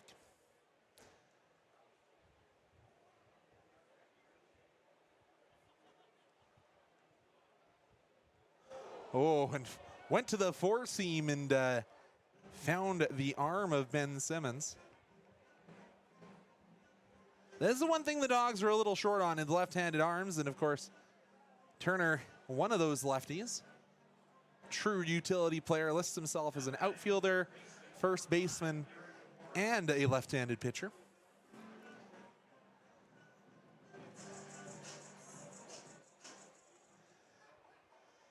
That'll lead down the order to Eric Mora. Mora has flown out both appearances tonight. Tried to steal that one, did Wróblewski, but can't get that one back into the strike zone. Again, if you're watching this game and you just joined us, you might want to scroll your timeline all the way back to the 4th inning as Kyle Bukauskas joined us in the press box, and just some tremendous stories about his first visit in Calgary when he was moving to St. seeing the former pro ball team, the Calgary Vipers, as that one's put high into the Okotoks skies by Mora. Will be dragged down, and Stalker once again makes the play, and I think Gates is just, I'm just glad I'm not getting run over by my second baseman. It was a trio of the meeting there, and I think if you had come together with Nash Kroll, I think Kroll's walking away with that. The build of a middle linebacker coming at you. Down to the 9 spot with Darius Stark-Couture. Swings at his first offering. Swings over the top of it. 0-1 the count. Turner.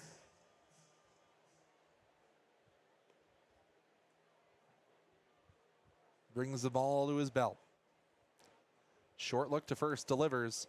Fouled off and give the backstop a few extra seconds. Matt Payne's. This summer, celebrate 20 years of Dawgs baseball at legendary Siemens Stadium, voted the best ballpark in summer collegiate baseball. From the crack of the bat to the energy of the crowd, there's nothing like a night with the Okotoks Dawgs. Bring the whole family for affordable, family-friendly entertainment, unforgettable moments, and some of the best baseball talent in the country. 20 years, one incredible tradition.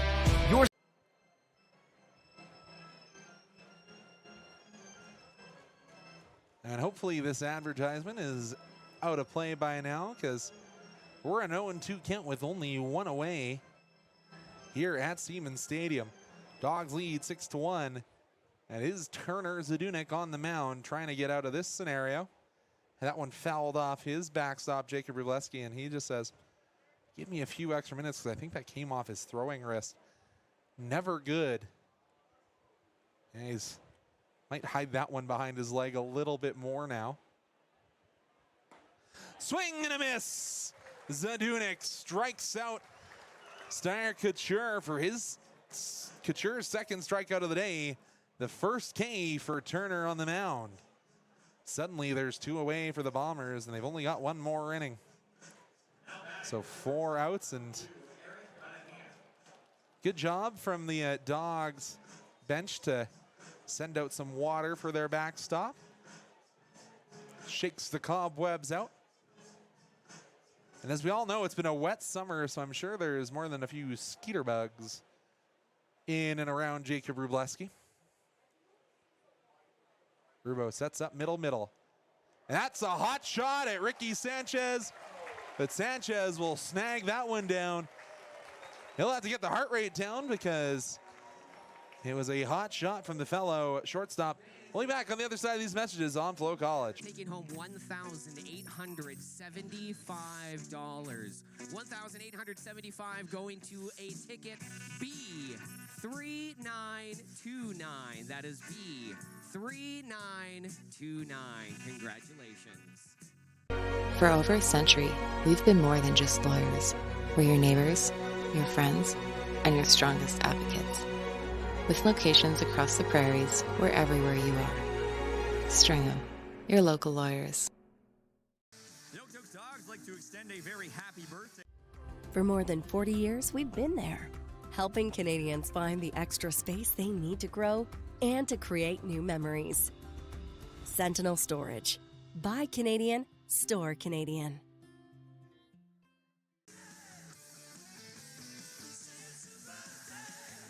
And happy birthday to superfan Asher Earl. 21st birthday in the Big Sky box. Let's go,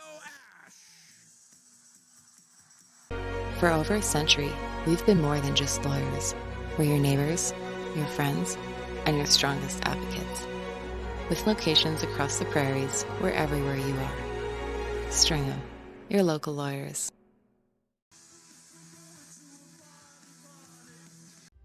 For more than 40 years, we've been there, helping Canadians find the extra space they need to grow and to create new memories.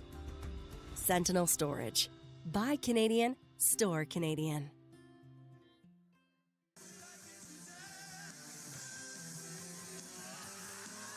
Fans, your attention please. This pitching change is brought to you by Play Alberta. Entering the game and now pitching for Brooks. A left-hander, number 1, Kalen Hayashi.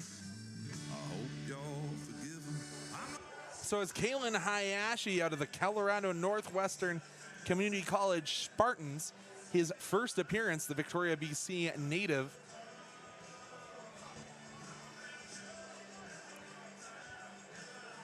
Pitched 11 games with the Spartans.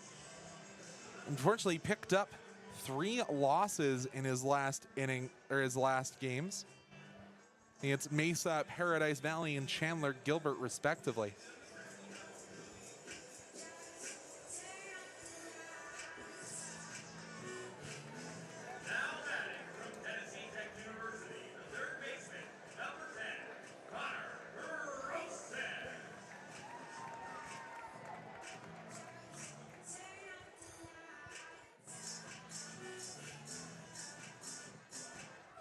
So yeah, a bit of a rough one. I'm not going to mention his adjusted ERA, but did pick up one loss on his record, did the lefty. Takes on his first batter, Connor Croson. That's a welcome to the WCBL moment if I've seen one. Here, just come in and stare down one of the best average hitters this league has known in a long time. Gets the called strike on the outside.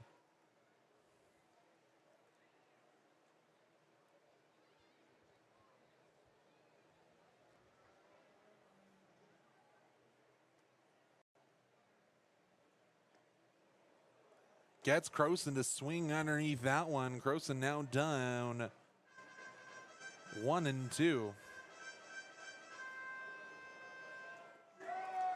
Kalen Hayashi.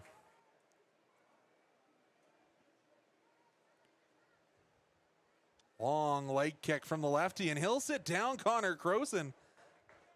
Not a bad debut here for the Bombers.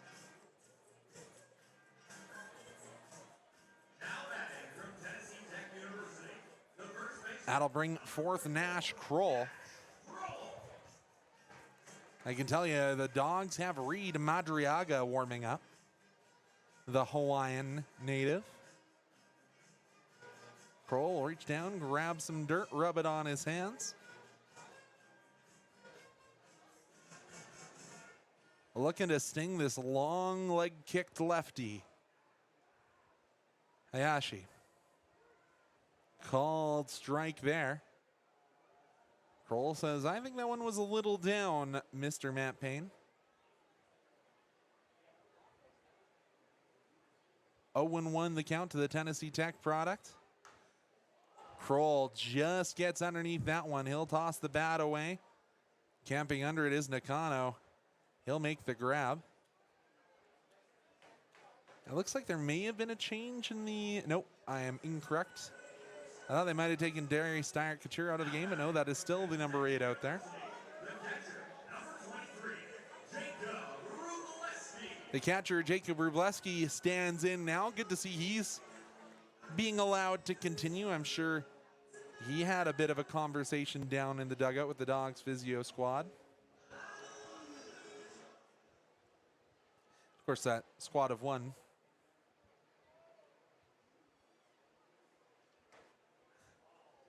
That long leg kick couldn't flow that one back into the strike zone.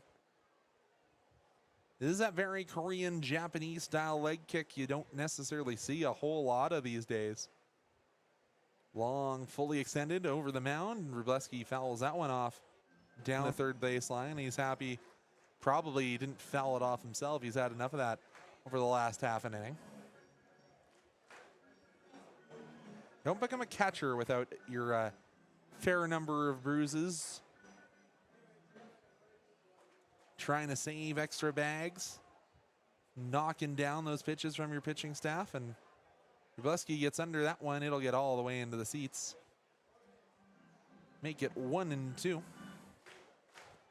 Wróblewski nearly swinging out of his sneakers. Yeah, I'm surprised Rubo didn't contact my friend and his former battery mate behind the plate, Jason Arriola, to maybe get some custom kicks. It's one thing I'm missing of many things about the young man. That is Jason Arriola. That one down in the dirt. Good eye. Brings it back to even. However, I did see the last picture of Jason Arriola. He had blue and red stars in his bleached blonde hair. Maybe matching Eric Matchy in the haircut style department. 2-2 with two away to Wróblewski, number 23. Fouls that one off. It'll get into the Air Candy Outdoor Training Facility. So we'll see the 2-2 all over again here for Rubo. So it looks like they are going to be handing the final out to Madriaga. Not going the way of Burnett once again. Brody has been called upon in the last 2 games, however, so maybe that's why you go to the young Hawaiian. Wrobleski says, here, Berm, I'll send one your way now. Oh, good catch made by a dad, but did he trample a child to do it?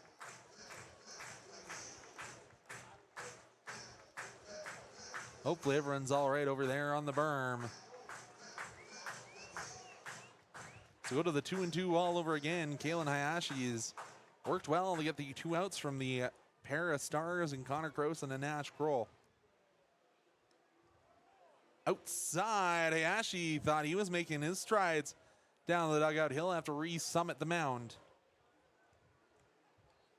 Hayashi again out of Victoria, BC, out on the island. Full count here. 3-2 to 23, Wrobleski. Wrobleski chops that one up the third base line, and it gets under the glove of Mora. Mora has been an all-star at the hot corner today, but he'll throw an E up onto his name, and Wrobleski will get on base.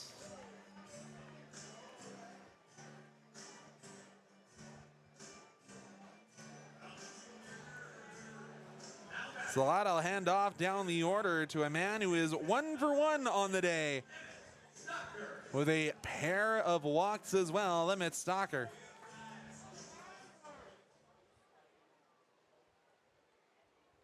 Stocker takes inside 1-0. However, the Dawgs, something that they like is the 9 hits. The fact that in the last 3 games they haven't been able to get more than 6 runs, probably going to rub them a little bit the wrong way. Running his way in is Vargas. Vargas cannot make the grab, and that one will get away. The stop sign is put up. And is that going to be another error, or are they going to rule that one a hit? They will rule it a double. And the 2-out rally is continuing, and a double for Emmett Stocker.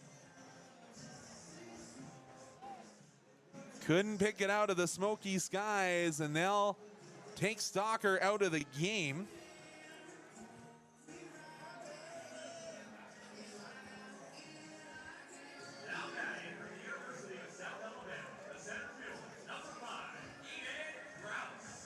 So Kraus will come in, and I'll get you the name of who scampered their way over to second to replace him. It's Corey Alston, I do believe, the pitcher now running. Called strike to Aiden Kraus. However, it could be one of those things where the Dawgs have multiple 35s. So I don't think that would be Aaron Taka running, would it? So it's either Taka, who is a pitcher, or Corey Alston. Kraus takes another close call on the outside corner. Correction, it's Talon McGroarty. So a new name for me. His first day here. So add that to your roster lists at home if you've been accumulating them throughout the season. Swing and a miss there from Kraus. And the Dawgs threaten but do not score. They only need 3 more outs, and the Bombers will need 5 more runs to tie this one up. We'll see if they can do it when we return here on Okotoks Dawgs Baseball. Attention Dawgs fans, could the owner of a white Chevy Colorado, license plate CWB4832, please report to the ticket office? A white Chevy Colorado, license plate CWB4832. Please report to the ticket office because you have one of the dirtiest cars in the parking lot. The amount of bugs on your front bumper is truly disturbing, and we want to hook you up with a free car wash courtesy of Dreams Eco Express Car Wash. Congratulations. Go get that thing clean.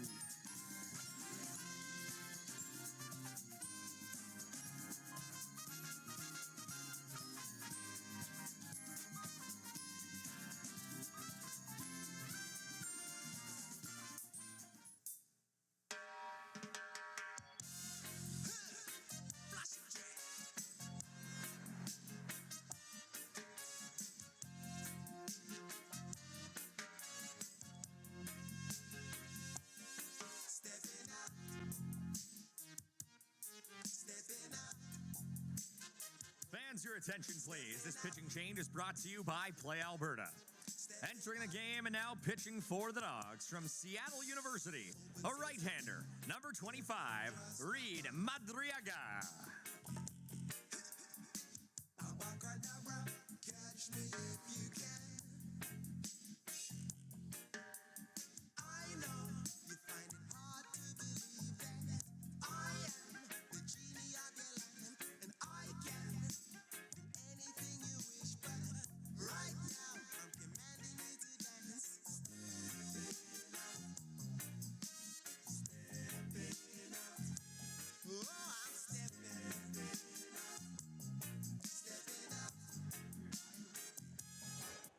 So the Seattle University Red Hawk, Reed Madriaga, will take the mound.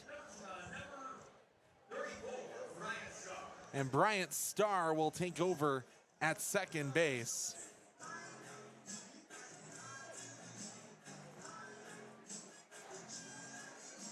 So the Dogs looking for 3 outs. I think they're trying to get Reed Madriaga back up to speed. 1 pitch, 1 pop-up will send Rubo scrambling back to the backstop. Gets out of play.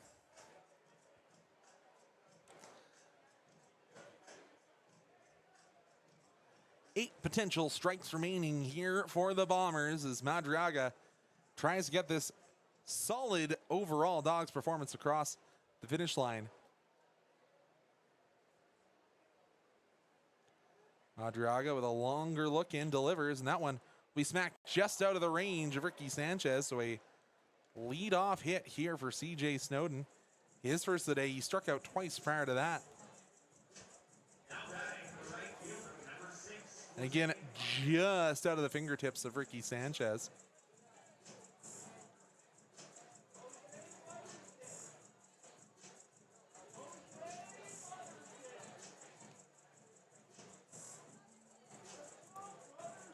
And Vargas will step to the dish now and is hearing a few heckles, especially after he couldn't make the catch of that last one. But he has a home run here today. But Madriaga gonna attack.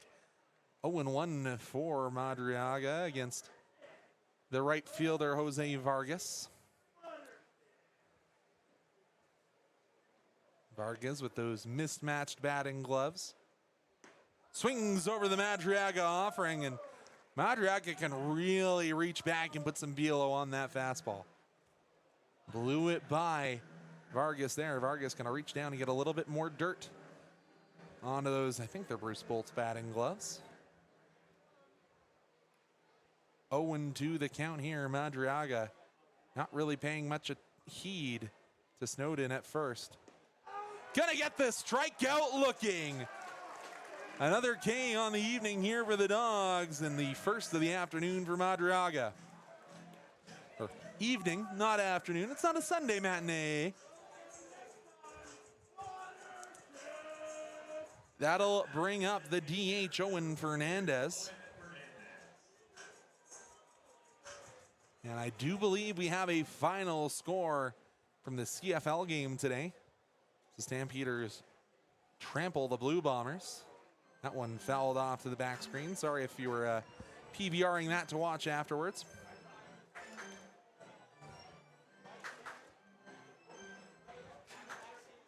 Do a little bit of an out-of-town scoreboard here while we can. The Berries 9-0 up on the Fort Mac Giants. That one's put high into the Okotoks skies. Kraus ranging over. He'll make the catch and throw it back in. Now suddenly down to their final out are the Bombers. Moose Jaw Miller Express pick up the win over the Medicine Hat Mavericks. The Regina Red Sox trail the Sylvan Lake Gulls by a score of 6-11 in the top of the 8th. And down at Spitz Stadium, 57s trail by 1. They try and answer. Back in the top of the 8th, down in Lethbridge.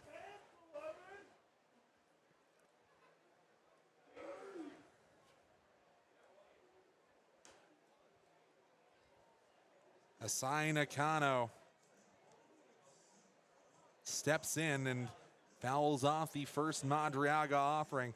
Reminder, these two teams will both jump on buses and head down south to the short porch that is Brooks. That one just below the knees from Adriaga. 1-1. The count to Nakano. Sai Nakano.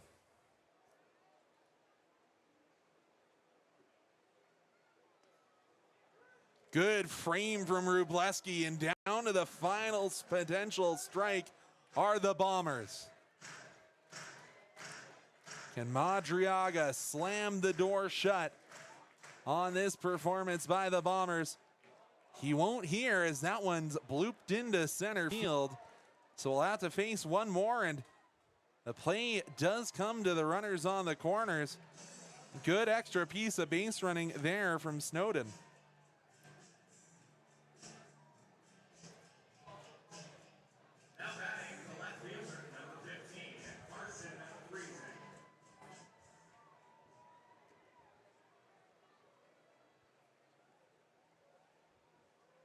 So this will bring the lefty Carson Friesen into bat.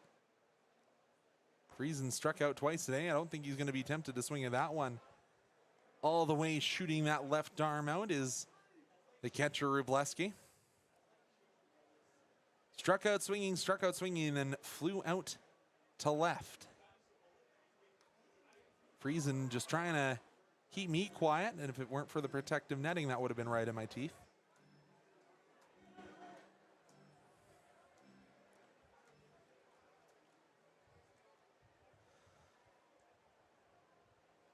Runner goes, swing and a miss.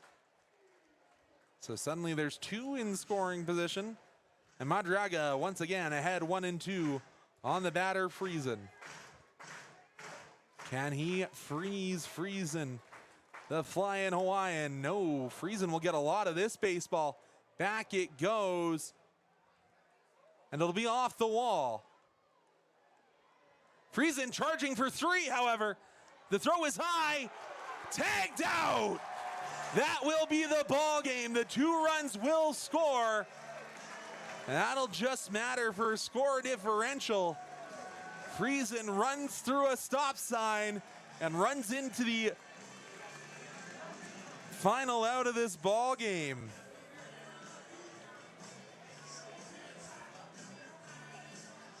So caught trying to add an extra bag, and the big dog will eat. Final score is 6-3. For myself, Conrad Krauser, and the rest of the Hometown Dental press box, again, thank you so much to our guest, Kyle Bukowskis. And again, happy Christmas in July. The Dawgs deliver your Christmas present a little bit early. We'll be back next week. But again, these teams will face off just 24 hours from now as they head down to Brooks to take on the Bombers. Thank you very much. Let the big dog eat.